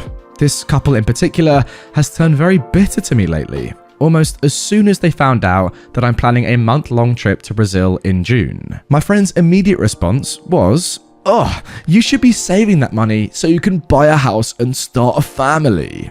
And I replied, "Well, I have no interest in reproducing, and I'm not ready to set an anchor. We've discussed that." And his girlfriend pipes in, "Yeah, whatever. Must be nice to just fly off all over the world. Maybe one day you'll know what it's like to be responsible instead of only thinking about you." Excuse me. I've worked my fingers to the bone to save for this vacation and all my previous voyages. And to that end, I'm not done yet. I've been strictly budgeting my money for over a year to make this happen. I even gave up both cigarettes and soda to save a few more dollars per week. No eating out, no buying video games, basically nothing outside of the essentials. I work more hours per week than both of them combined. Not judging, look, they've got kids to care for, but still, I earned this. And then for them to act like I'm a lesser man because I didn't accidentally reproduce right out of high school, to me, that was both laughable and pathetic. Now, even at this point, I had chalked it up to, okay, they resent me for it in the moment. I guess I understand that, because I know that neither of them has ever gotten to do such a thing, and I do feel somewhat like a jerk that they have to watch me fly off to Brazil knowing they can't afford to do much, because, well, raising children is expensive. But then, they take it a massive step further and ask me to borrow $3,000 so they too can do something this summer. She even whipped out her phone and pulled up the resort they wanted to stay at on Table Rock Lake, Missouri. As soon as I noticed she'd entered the info for a 14-day stay totaling 2.4k, I realized they had planned to ask for this money all along. I was honestly speechless for a moment. So eventually, I said something along the lines of, "Look man, I've been saving for this for over a year. I can't afford to loan any of that money out, or I won't be able to afford to go on my vacation. And to be honest, I still have to recoup that 1.8k I loaned you guys before my plans are even back in the green. So I'm sorry, but the answer is no." And they just lost it. All you single buttholes ever think about is yourself. You have no idea what it's like. We never get to do anything. Some friend you are. You'd rather go off by yourself than help our kids have a good summer. At that point, I simply left without another word. It's clear to me now that all I ever was a piggy bank. In truth, I guess it was my fault for being proud of my frugality and occasionally mentioning my savings. Like, Hey man, I hit 10k today, 2/3 of the way there. This all happened last weekend, and even today I received another text. Are you sure we can't all just go to the lake together? The kids really need this. It's not like you can't go to Brazil another time. And this, friends, has been a hastily written and hurtful example of entitlement. Takeaways. 1. Don't discuss your finances with anyone that isn't directly affiliated with them. Yourself and or your partner, maybe your parents, but not your friends. 2. Never loan money to friends. Treat it as a gift that you will not see returned. If you do see it returned, yeah, treat it as a nice surprise. And 3, thank you for reading, and feel free to share discourse or similar stories in the comments. Alright guys, comment down below, what are your thoughts on those 3 takeaways there? You know, I'll put them up on screen, you don't need to see my ugly face. Takeaway 1, don't discuss your finances with anyone that isn't directly affiliated with yourself. Yeah, okay, I agree with that. He actually says here, not your friends. I don't know, maybe if they're like your very, very, very close friends, then you can. I mean, personally, we have done. I think that's absolutely fine. People you trust. But yeah, not people that you really, really don't know amazingly well, that's for sure. 2, never loan money to friends. I actually do agree with this one. Even my best friends, I wouldn't loan money to expecting them to pay me back necessarily. I'm not saying like just a small amount of money, but you know, a proper chunk of money. If you're going to loan that to a mate, yeah, realistically, don't expect to see it back. Obviously, you would hope it comes back, but yeah, he's right. If you do see it return, treat it as a surprise. I completely agree with that. And 3, yeah, comment down below, fellas. What are your thoughts on this story? Personally, again, loved it. I can't believe the entitlement, though. Like, yeah, it's your money. You've chosen not to have a kid and not to have a partner. Obviously, you're going to have more money for yourself then. Obviously, you can spend it on stuff that you want to do. It's so weird, isn't it? Like, yeah, look, don't get me wrong. I want to have children someday and a family, but you can't really abuse people for not wanting to do that and then spending their own money on themselves and having a good time. That's not selfish. That just makes sense, right? I don't understand that logic at all. Like, it is actually just mental. You owe them absolutely nothing. You've done very well in your life to be able to go away and, you know, have a nice vacation that you deserve. You've been, you know, penny picking for ages, gonna make it happen, so fair play to you. But yeah, just because they've got kids and have obviously much more expenses, they can't do that, and that's their choice. Psycho entitled parents breaks into a house, holds a girl at gunpoint, and then lies to the police. Okay, first of all, this didn't happen to me, but a friend of mine, so I'm writing it in the third person as I heard it. 2, I know how fake the title sounds, but she showed me security footage of the event that transpired, and yep, it was real. It actually happened. So basically, let me set the stage. I'm going to be using fake names to protect identities, of course. Person this happened to is Elizabeth. Elizabeth's mother is Christina. The entitled parent is Karen, and the entitled teen is Darren. This happened around 4 years ago. Basically, Christina had a computer that she let her neighbor's kid use from time to time, as long as Christina was there to watch them. If she was gone, then she would tell her daughter, Elizabeth, who was about 16 or 17 at the time, that they weren't allowed to use the computer. But usually, if Christina wasn't home, neither was Elizabeth. Now, here's a key fact. Before they go out, they would always lock their doors. But at one point, they thought they kept forgetting to lock their front door. So, one day, Elizabeth was actually home alone because Christina was at work and they don't allow kids where she works, at the hospital. And Elizabeth was on vacation, so she didn't have any school. She hears a knock at the door and answers it. Who's there? But Karen and her demon-spawned Darren. This is the conversation that follows. Hello? Darren wants to use your computer, said Karen. Sorry, but my mum's not home right now. Come by later and see if she's home then.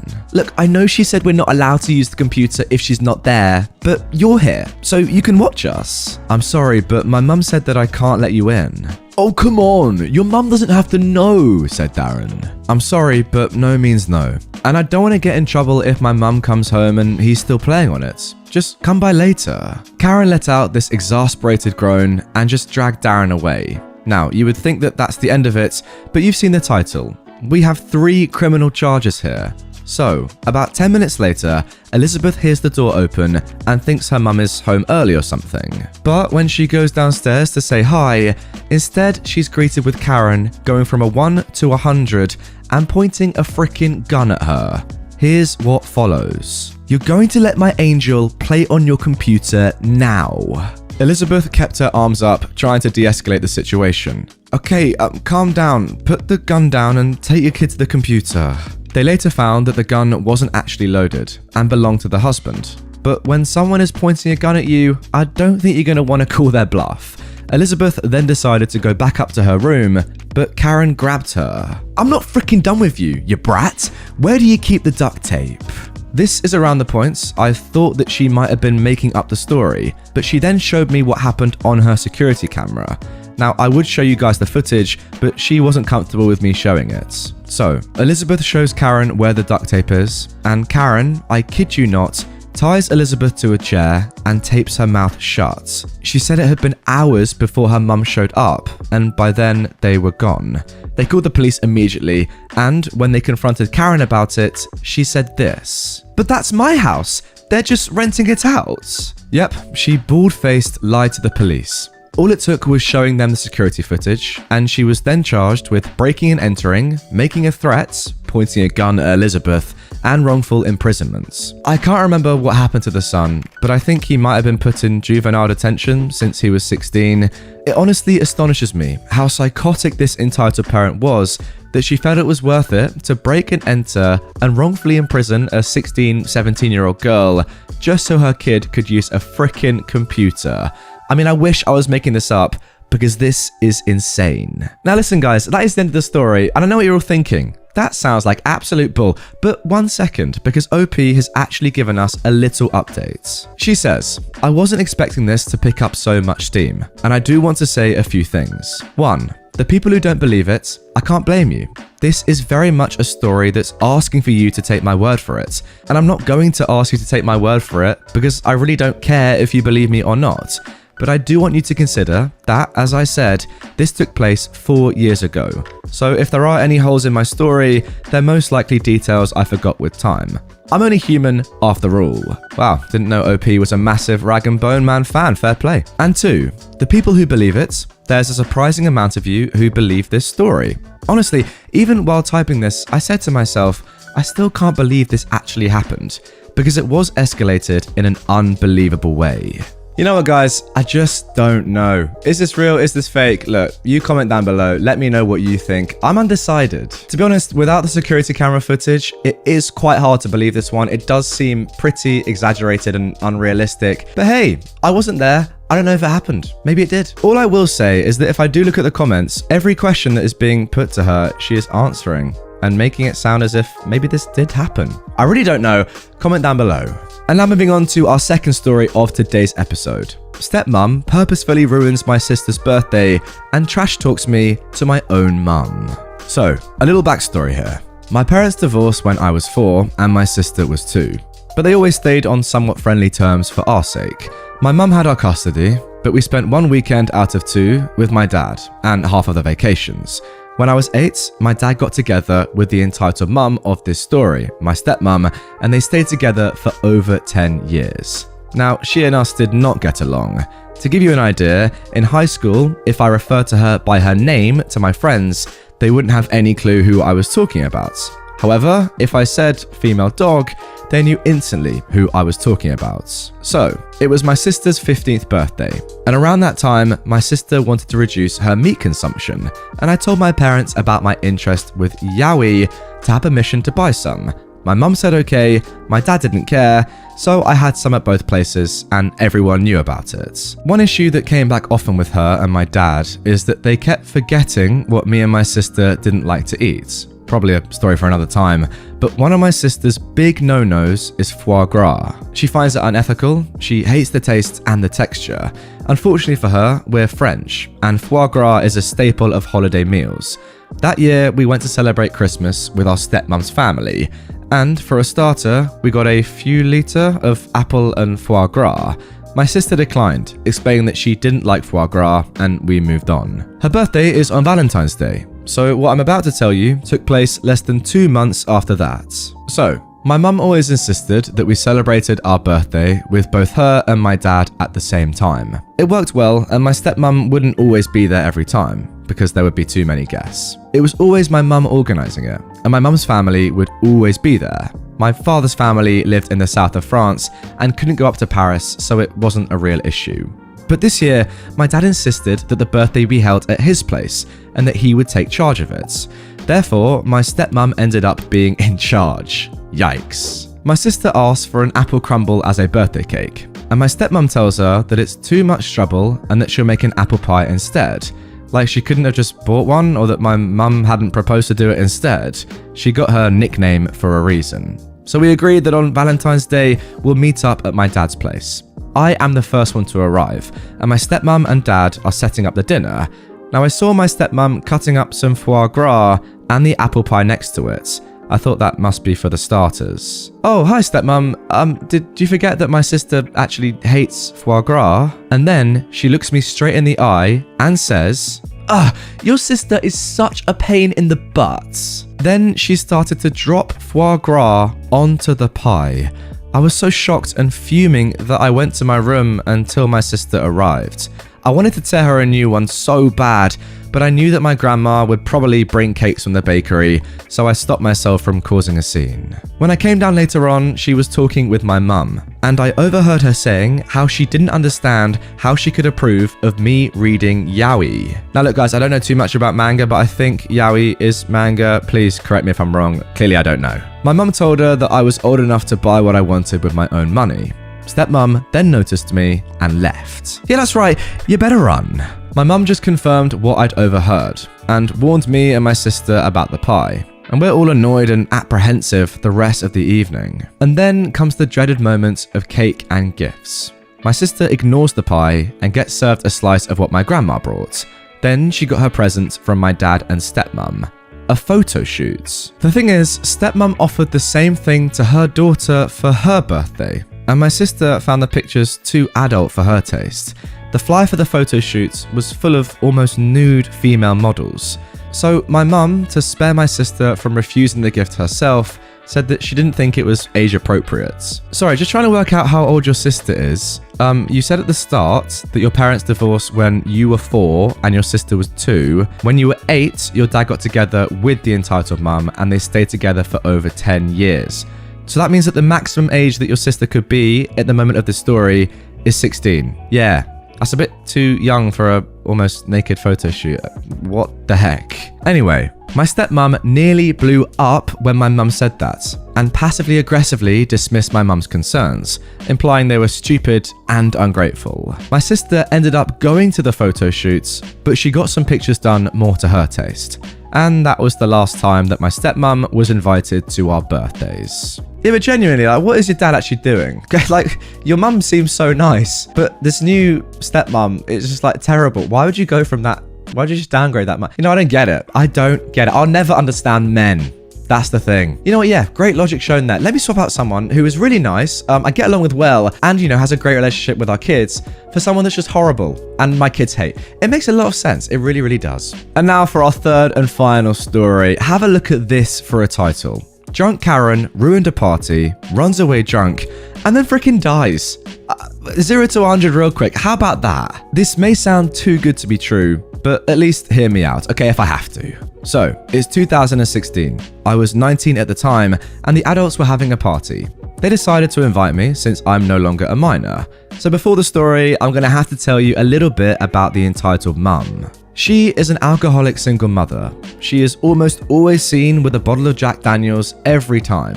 She has 2 kids. They're treated well physically, but not mentally. She's pretty rich, but she's a bad mother. She sometimes pours a bit of alcohol into her son's glass because of how drunk she is. I've been planning to call the Child Protective Services, but my dad told me not to and that he can handle it himself, which he never does. My dad's friends also refuse to for some reason. So Karma decided to help us in this story. So this was back in 2016 New Year's. My dad threw a large party, inviting my family and friends, even the entitled mum, because he thought that this could be a chance for her to stop being an alcoholic by talking her through it in an attempt to send her to therapy. Boy, was he wrong. So the entitled mum came with her children and the party started. My family friend had prepared 2 bottles of wine and 1 bottle of Munker Shoulder whiskey. Not much, because my family is never really a fan of alcohol. They usually just drink fresh juice and sometimes a homemade cocktail. A bit of mango juice, orange juice, Yakult, and a bit of whiskey mixed together. Sounds nice. So while everyone is talking and having a great time, the entitled mum is just busy drinking the alcohol she brought, along with the ones brought by my relatives and friends. I was just playing my trusty PS4. And then, soon enough, the entitled mum got drunk and everything started going down.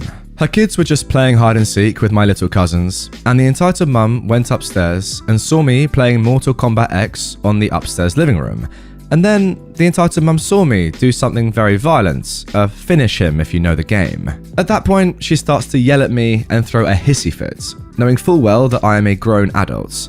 Then, after hearing her scream, my dad and his friend came upstairs to see what was going on. The entitled mum proceeds to make a speech about how the game I was playing is torturing his brain with poison or something, so then she yeeted my controller to the stratosphere, breaking it. That was a custom that I'd paid good money for. Now, before she could get her hands on my PS4 itself, my dad yelled her name and told her to leave. The Karen wasn't buying it though, and kept trying to break my stuff, so my dad threatened to call the cops. She just didn't care.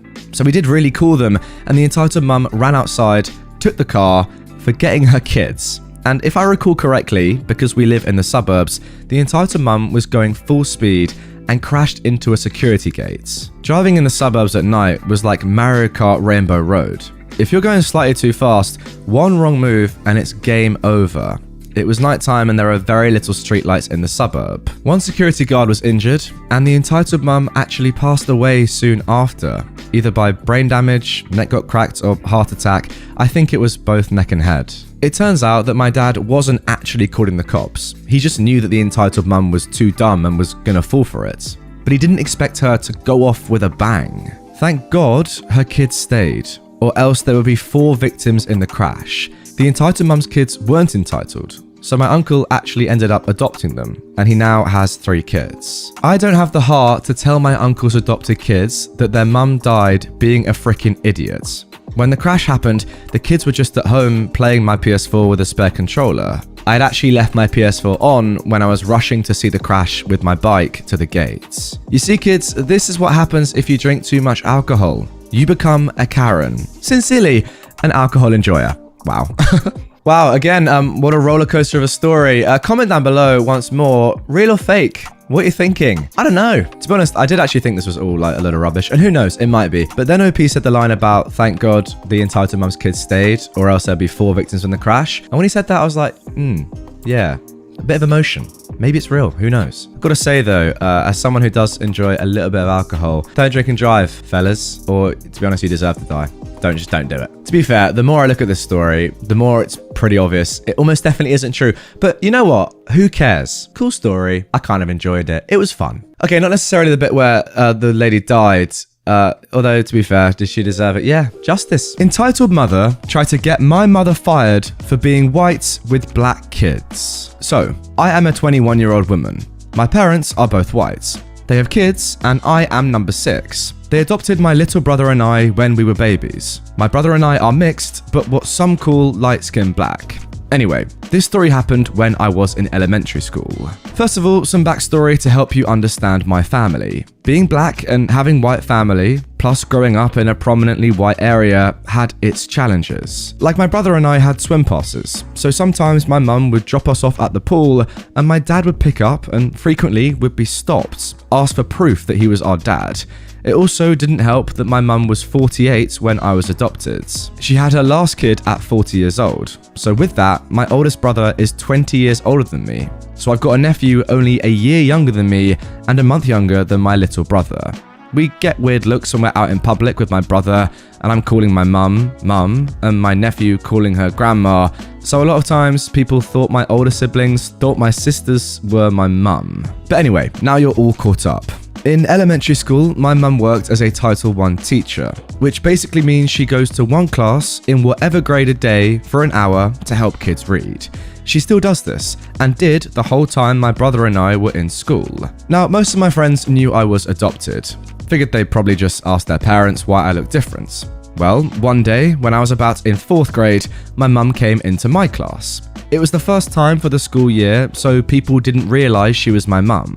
I had a bad headache, so when she came in, I was relieved and shouted excitedly, "Mummy, can I have some medicine?" Some kids looked confused, but before I could explain, an entitled kid in my class said, "Sometimes when a white woman and a black man make a baby, it comes out black." I was shocked, and as a little kid, I didn't really know how to respond. So I didn't. I went over to my mum and she gave me some medicine that she had in her bag. Cue the entitled kid.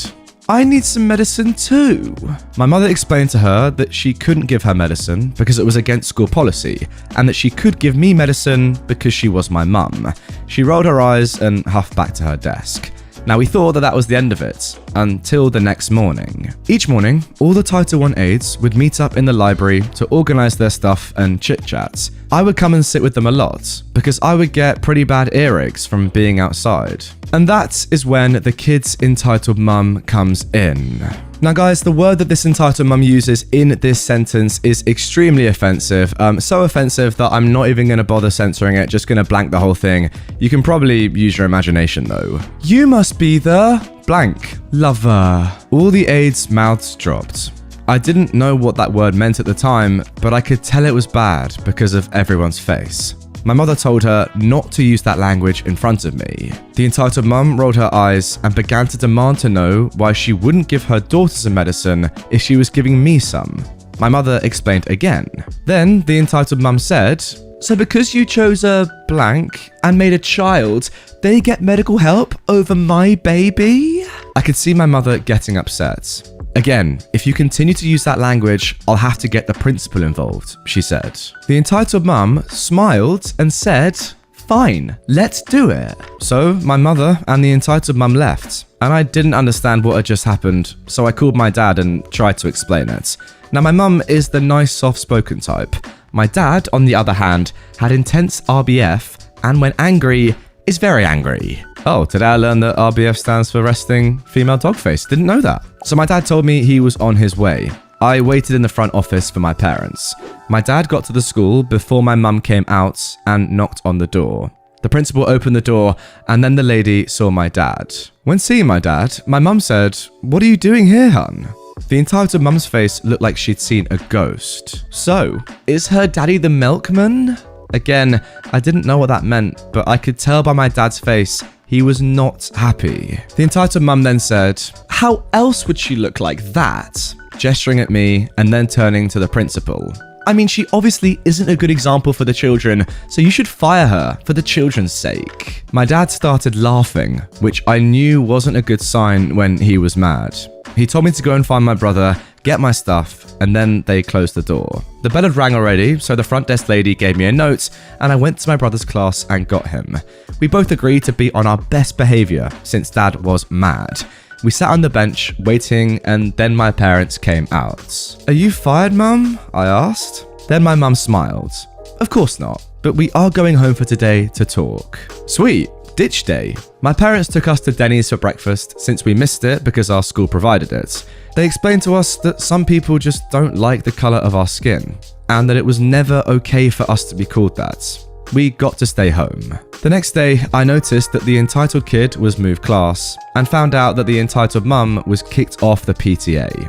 I have so many other stories about stuff like this, but this was the first big incident.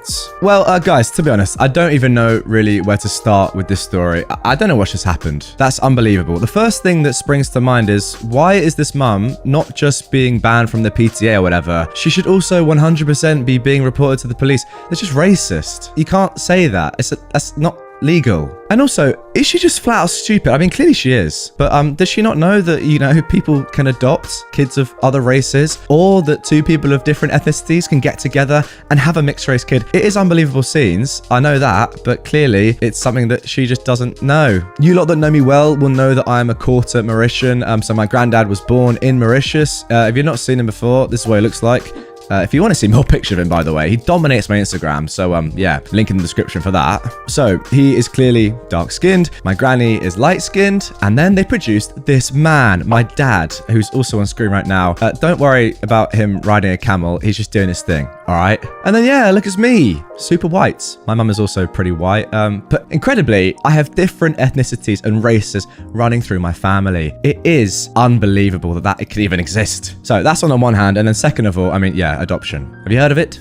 You don't have to adopt someone that looks like you. For God's sake, just ridiculous. What a story and what a start to the episode.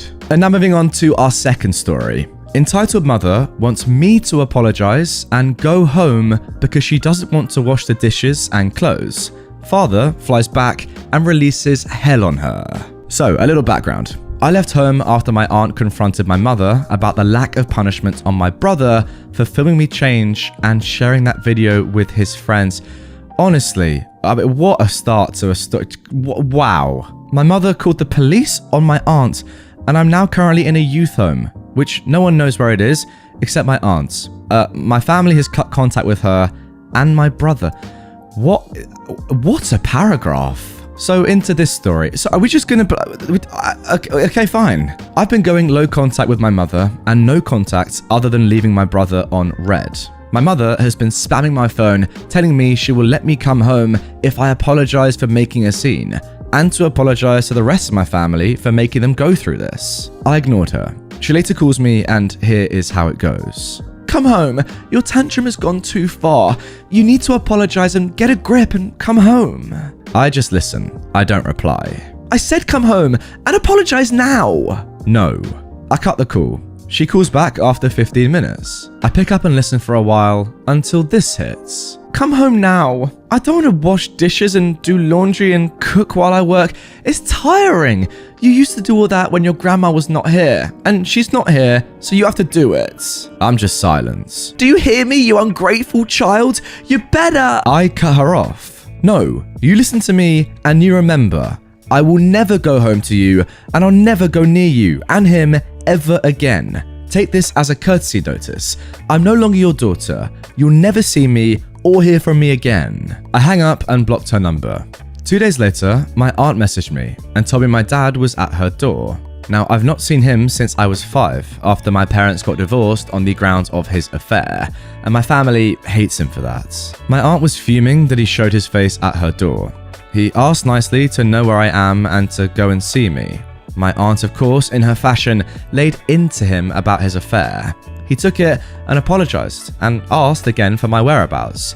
My aunt messaged me to say if I was okay with my dad knowing where I was. I told her it would be fine if we met at a cafe or restaurant nearby. So we met today and had a nice breakfast. He asked me what was wrong and why I'd run away. Now I thought he knew, so I said, "What do you think?" He said that my mum told him that I got scolded and grounded for something and was annoyed, so I ran away. And it was probably teenage angst, according to my mum. I was freaking dumbfounded. I told him that's not even close to why.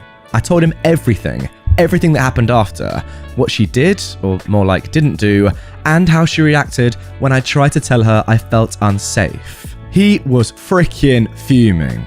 He was annoyed for the fact that he didn't know about it earlier, and for the fact that my entitled mum tried to lie and get him to coerce me into going home. After the meeting, he told me he was going to her house and that he was going to confront her. He said he would take me away with him and threatened to sue her for abuse because some of the things that she did to me were clause for emotional and psychological abuse. He's also threatening to cut off my brother's education fund and transfer it instead to me for me to use. He left and I don't know what happened afterwards, but I think he's going to speak to his lawyers and me soon. Alright, little update here as well. My aunt told me my mother and father have both been arrested. Apparently, my father went to my mum's house to tell her he isn't going to help control his child. She said he's going to have to be a good dad and get her daughter to come home so that they can be a happy family. And she added, "That's the least that you can do for us." My dad blew up at that comment. He said something like, "You are the one that needs to pull up and protect both your children. Not only one, and I couldn't see them because of you too."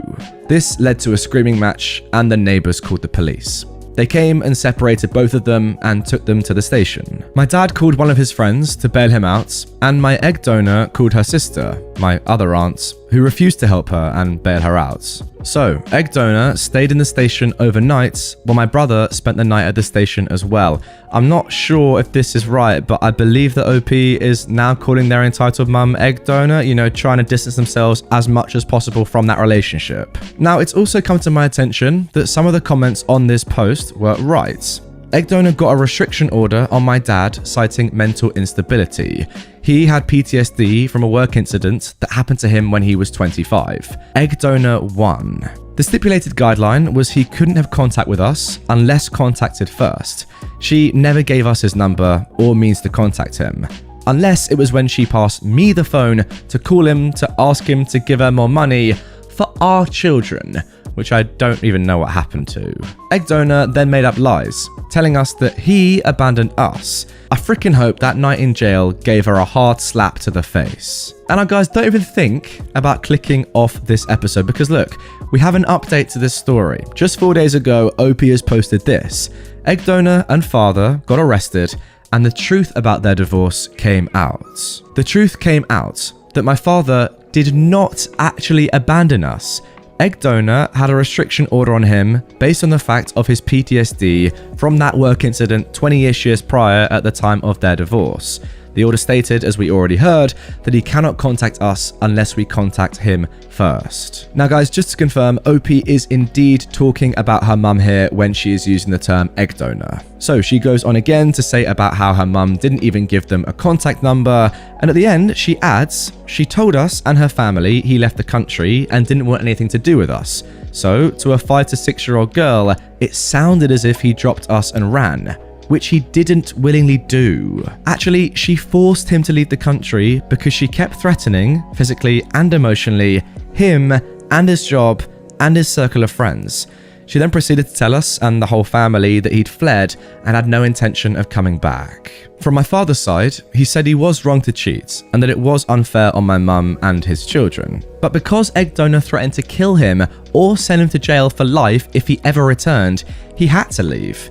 But he did set up education funds and other funds so that we were set for life, or at least until we were 21 or 25. Now he has full control over them, and we get control of them when we graduate university or when we decide to stop studying and presumably start to work. The leftover funds will be given to us to use as we see fit. But after this event, I am meeting with a therapist, and I get a report to say that all the things my egg donor and brother did has given me some kind of trauma and has affected my mental health. Yeah, I'm not surprised. This report would be a better and more solid evidence of her actions. My father is also meeting with his lawyers to change his will, to give the egg donor nothing and my brother a little money so he can't dispute that he was cut completely. I'm also going to meet with another of my dad's lawyers to potentially charge my brother with non-consensual prawn or sexual harassment, and my mother with emotional and psychological abuse. Wish me luck. And if I win, I'm moving out of the youth home into a house that my father is willing to rent for me until he can get his affair in order to come back to our country.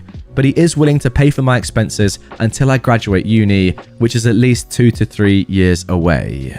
Okay, wow, just like what an insane post that is. That two-parter, oh my god. I mean, the thing is, it's not even close to being done, really. There's so much more that still has to go in that story. Can't wait to find out what happens. That is actually insane. Guys, I'm tempted to say, get 2,000 likes on this video and I'll follow up with the next part, but I don't care. I'll do it for my own sake. I'm that interested in the story. So if we can hit 1 like on this video, I will bring you the next part when it's posted. That's a promise. It's just like, it's actually mental. What your brother did was bad enough. I mean, it's like shockingly bad. Your mum protecting him, crazy. Then it being revealed that she was the one who actually forced your dad to leave the country and that he didn't willingly ditch you guys at all. Oh my god. I don't even know how you would live with this sort of stuff. Of course you have like mental issues. Oh, insane. What a story. I'm so sorry that you had to go through all of this, OP, and that you're still going through all of it. But yes, I wish you the best of luck with it. I can't wait to hear what happens. And to be honest, I really think and hope, obviously, that you're going to be successful. You've got a great case. Good luck. Lady defends son's trashy TikTok trend. Hello, I am a 14-year-old boy, and I go to a middle school elementary school, basically both combined. And due to the TikTok trend Devious Lick, a 5th grader, who I will call Isaiah, grabbed my phone and ran off, shouting, "Devious Lick mother effer." I chase the kid down and smack him. I start shouting at him about how he shouldn't be doing that type of stuff. He then runs off towards the direction of the main office. When I get home that evening, he messages me through his computer or phone and starts talking smack. "Lol, you so weak, kid." And I respond to him, telling him to F off. Then he immediately started to say that he would deck me with his friend. Next day, I go to school, only to get called into the front office, and the kid with his mum are there looking at me. Then the dean tells me to apologize for smacking the kid, and I argue that he tried to steal my phone. The lady then immediately starts a screaming rant, including, "You Mexican cholo, apologize." I tell the lady that her trashy son tried stealing my phone, but she says, "Okay, but you didn't have to do that. It was just a harmless prank that you kids like these days." And that is why I have a 2-day suspension. Alright, so before I even talk about the story there, first of all, I don't know what the Devious Lick trend is, and I need to know more. So I'm going to watch a video on it and see what it is. Oh, am I really clicking on this? Devious Lick's TikTok compilation. Okay, just hit this absolutely duplicitous lick.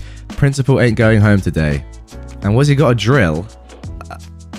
And for the benefit of those listening on audio, all he's done there is just unscrew some bolts on his principal's car wheels. You guys are all still doing these small licks? Is it just like annoying people for the sake of it? Is that what it is? We've got this guy now attacking a...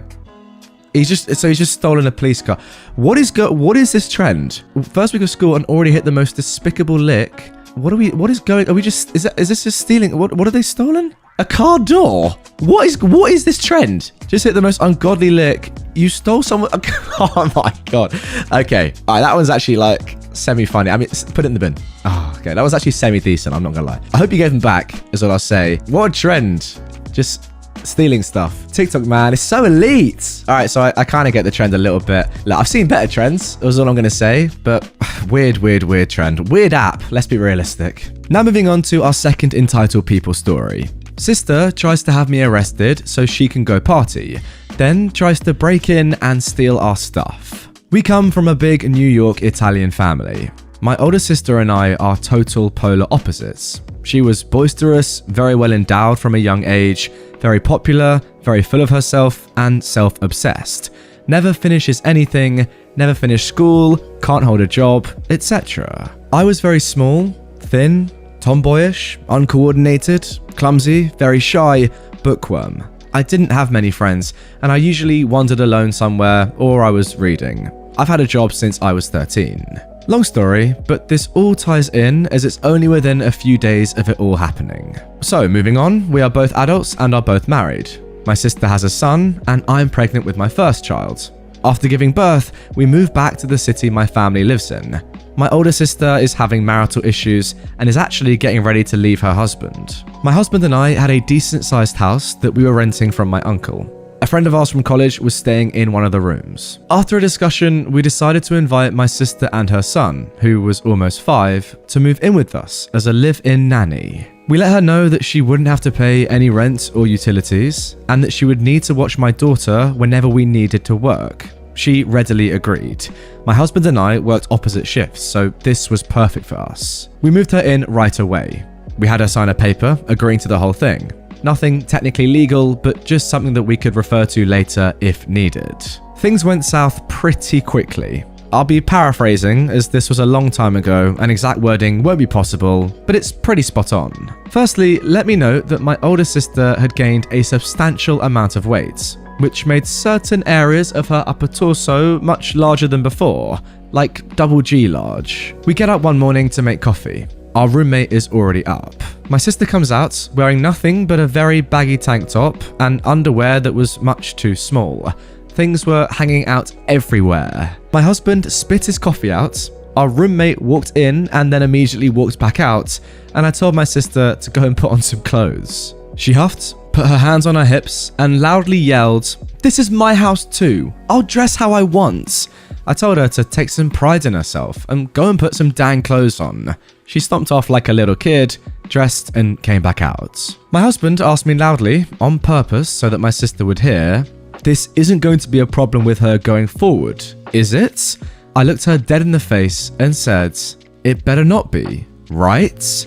She looked at me, rolled her eyes, and said, "Fine, but that just means that these idiots," pointing at my husband and roommates, "don't know what they're missing." Still full of herself. Fantastic. Now, this has only been about 2 weeks since moving her in, by the way. The next day, our roommate came to us and said that he believed my sister may have taken money from his room. He stated that he'd only left a small amount of cash on his nightstand and it was now gone. His door was always closed, but it was open when he came home. My sister, unfortunately, has stolen cash from me many times when we were kids growing up, so I knew it was probably her. I went to confront her about it, knowing full well that she took it. Again, she immediately started off by yelling as loudly as she could, "I did not steal anyone's money. You always blame me for this, and you never have any proof." Her son came running around the corner with a fistful of dollars and a big smile. "Is this the money, Mama? The money you said we could go and get McDonald's with?" I stared at her and then at my nephew. She walked over to him, took the money from him, and told me, "This is my money. I already had this before I moved in." The one thing she hadn't noticed was mixed in with the US dollars, some Mexican pesos. Our roommate's family lived in Tucson, Arizona. His father was a professor at U of A and was of Mexican descent. They would often go south of the border to visit as they had a very large extended family. I quickly snatched the money from my sister's hands. I examined it, and when I pulled out the pesos, I again stared at her. I said, "And just what did you think you were gonna do with these?" She slammed her fist on the wall and told me to go F off in Italian and stomped off and slammed her door. My nephew stood there, almost in tears. He was scared and upset. He and I had had a wonderful relationship, so I sat him down and told him that everything was okay and not to worry. I'd bring him to McDonald's and get him the best Happy Meal ever. This brightened him up and he went skipping off. The next day, we started our work week. I gave my sister our schedules. I went over everything with her. As my daughter had been premature, there was a little bit of extra care involved. She was a few months old now, but she was very small and had a severe lactose allergy. My sister then mentioned that a friend of hers wanted her to go out and party the next night. I told her that she knew she had to watch the baby. She knew several weeks ahead of time what my schedule was and that she'd agreed to it. She said, "I never get to go anywhere, and now that I'm free of that man, I want to go party. Can't you have that guy who lives here watch her?" I said, "That guy is our friend. He's not in town and it's not his job to watch our daughter. It's literally your job. You agreed to live here rent-free to watch her whenever we need it." She rolled her eyes and stated, "This is ridiculous. It's one dang night. Can't you figure something else out?" I said, "If you would like to pay for a babysitter to come over, then fine. But if not, then you will do as you agreed." "Fine," she said. Everything went fine the first night. I came home, baby asleep, sister and nephew asleep. Note on the fridge from my husband stating that all seemed good. I go to bed. I'm woken up about 3 hours later to hear several children screaming and laughing. I get up and go out to the living room to see that I have a house full of children and some of my sister's friends, including the one friend that wanted her to party, sitting on the couch and chairs. I immediately said, "What in the heck is going on?" My sister and her friends look up. One of the friends say, "Uh-oh, party police." I grab my sister's arm and pull her to the kitchen. "What in the F is going on here? I am trying to sleep." She replies, "Since I cannot leave, I invited my friends over to have some fun." I'm really irritated at this point. Your friends need to leave immediately. You did not ask if you could bring all these people here, and it's a work day, night for us. Have some freaking respect. And you know my daughter can't have a bunch of people around her. She's still too vulnerable. My sister waves her hand and replies, "Oh, give it a goddamn rest. She's in her crib. No one's near here, and I need my friends. I need to socialize. I haven't been able to have fun in years." I insisted again that her friends leave now. I reminded my sister that no matter what she thinks, this is my house. She stomps off again and asks everyone to leave. I get up to go to work that evening. Everything seems to be fine. My nephew bounces in, happy as always. thrilled with his Happy Meal toy we got him the other day. My sister brushes past me, literally bumping my shoulder. I stare at her again. She mumbles something under her breath and heads to the kitchen. I walk in after her and she turns and stares at me. She slams a jar on the counter and immediately starts yelling at me. I didn't know I was going to have to watch your dang kid all the time. I want to go and do my own thing. Shocked, I asked her at what point did she not understand that she'd be a live-in nanny to watch the baby whenever we were working. But that's not the dang point. I know what I said, but I didn't think you were serious. I said, fine, we'll talk when I get home in the morning from work and figure out where we need to go from here. I got my things and I left. 2 hours later, I get a call at work from someone identifying themselves as a police officer. They're asking me to come home due to an incident at the house. I arrive about 30 minutes later to see 3 police cruisers, lights on, several officers milling around my home. My older sister is standing next to an officer, talking, and my roommate, who appears to have just come back from out of town, is talking to another officer. My husband is also now arriving back from school. A police sergeant walks up to me and asks my name, and I tell him who I am. He asks me to follow him over to where my sister is. While following the officer, I notice a few dozen yards away, the friend my sister wanted to go party with, parked in her car, watching. The officer directs me to where my sister is. I wander over, and immediately my sister starts yelling at me. How could you do that? How could you just leave her like that? What is wrong with you? I stand frozen, not understanding the situation yet.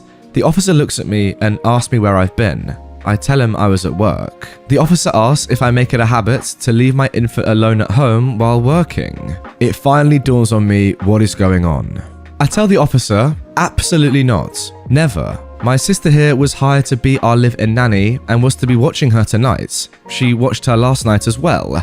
She has the schedule in detail and we've discussed everything at length. My sister immediately shouts, "That's a lie! I had no idea you were going to work. I was leaving with my friend to go out for the night when I heard the baby cry. I had no idea you left her here. I figured you guys had gone out for the night." Our roommate and my husband join us. My roommate says he came home to find my sister on the phone with the police, saying that I had abandoned the baby. And my sister's friend was in the house telling her to hurry so they wouldn't miss the drink specials at a local bar. My husband goes in the house with an officer, shows him our work schedule on the fridge, my sister's room, and the baby's crib in her room. He then shows him the paper we had her sign with all the agreed to info. Another officer goes over to the car parked down the street and tells the friend to come over. The officer starts to question the friend about the phone call.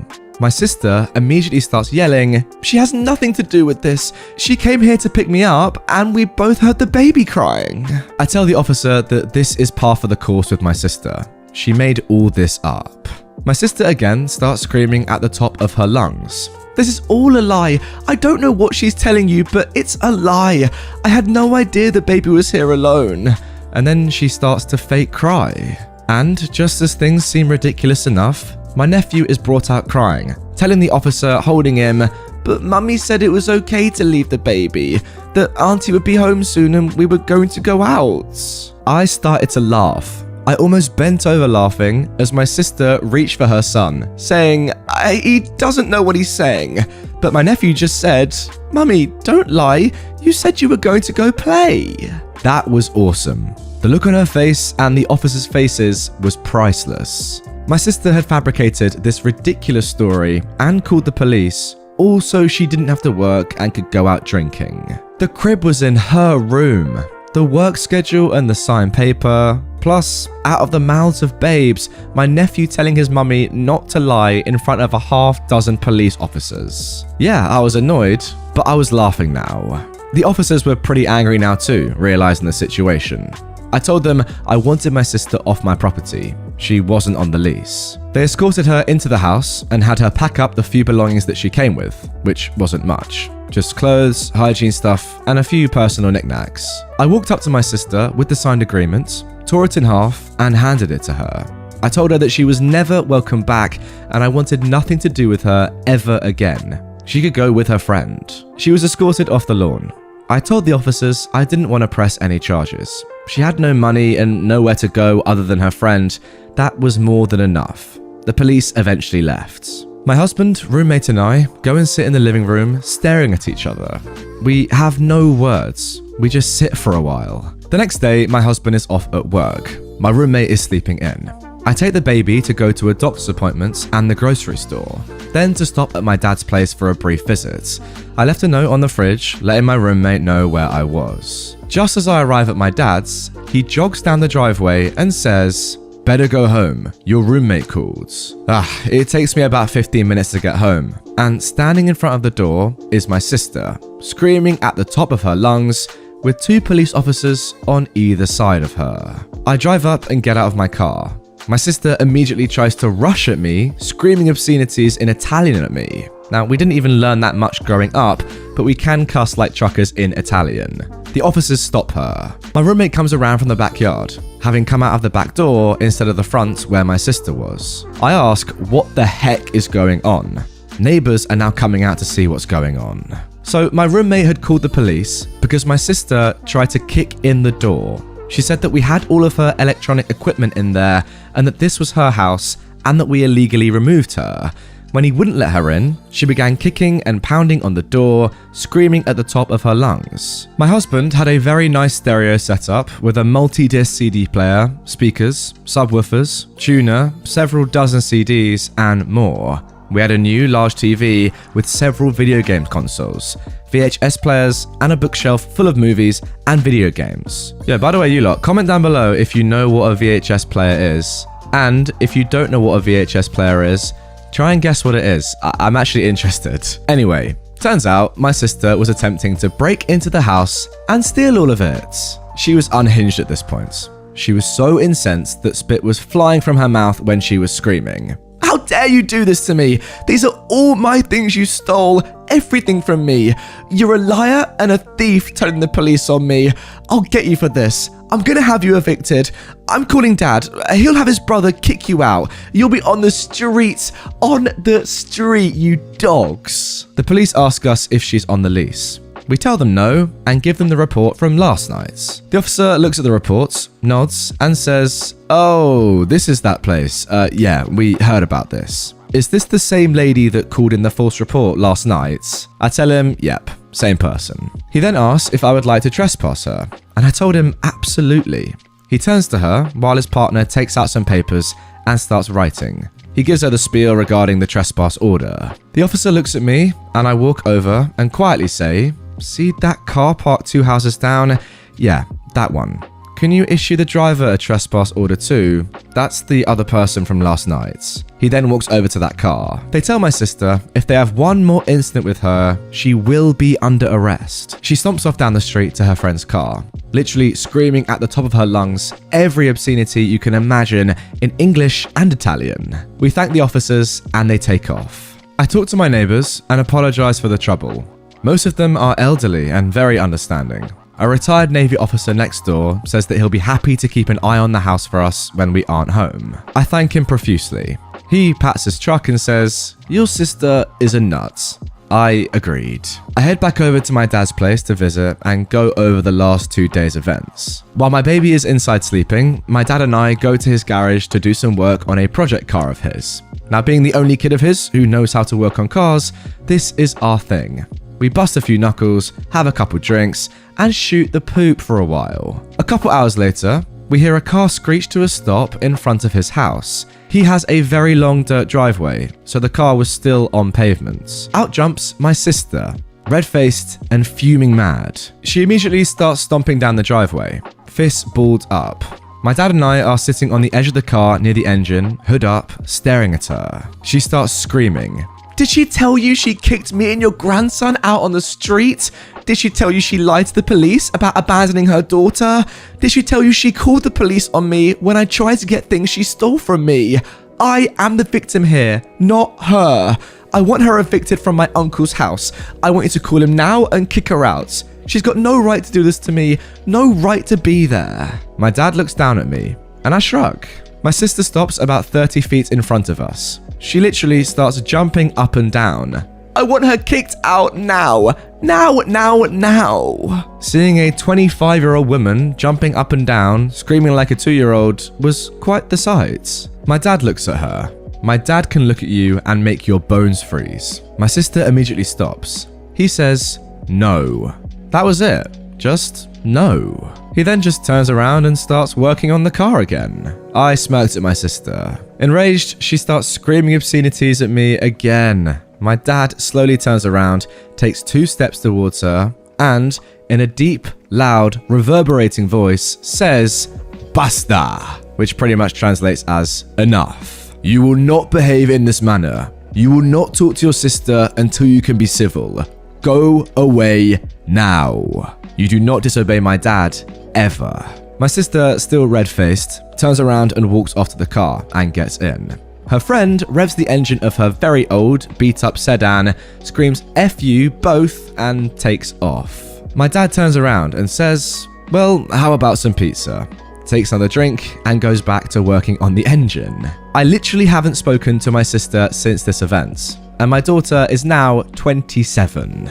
Well, the first thing that springs to my mind there is that I really hope your nephew is okay, because he actually sounded like a pretty good kid, just has a horrible, horrible mother. Best of luck to him, because it's going to be a tough life. Anyway, the first 18 years, that is. But hey, hopefully you can get through it. Seems like a nice kid. You get on well. Maybe just take him away from his mum at some point, or don't do that, but you know, help him out. I mean, to be fair, I'm just looking through the comments, and someone has said, can I ask what happened to your nephew? Because obviously this was a long time ago. I hope he wasn't too traumatized and had escaped relatively unscathed from his entitled mum. OP replied, he is a fantastic man, and he grew up just fine. That's amazing. Head chef at a restaurant, kids of his own, we talk all the time, and he comes out to visit from time to time. Phenomenal news. Could not have asked for anything more. I tell you what, this is the good thing about stories that are really old. Like, how long ago did this happen? Over 20 years ago? And yeah, now we know the result. Brilliant. Ah, and here we go. Someone has asked what happened to your sister. Must have an inkling to know a bit. I completely agree. So, she lives in a very small town back east and is still the same. Always scheming to find the easy way out of being an adult. Last I heard, she was trying to figure out a way to get on disability so she didn't have to work. So just a terrible person, really. Yeah, we knew that already. Fair enough. It's pretty crazy though how in like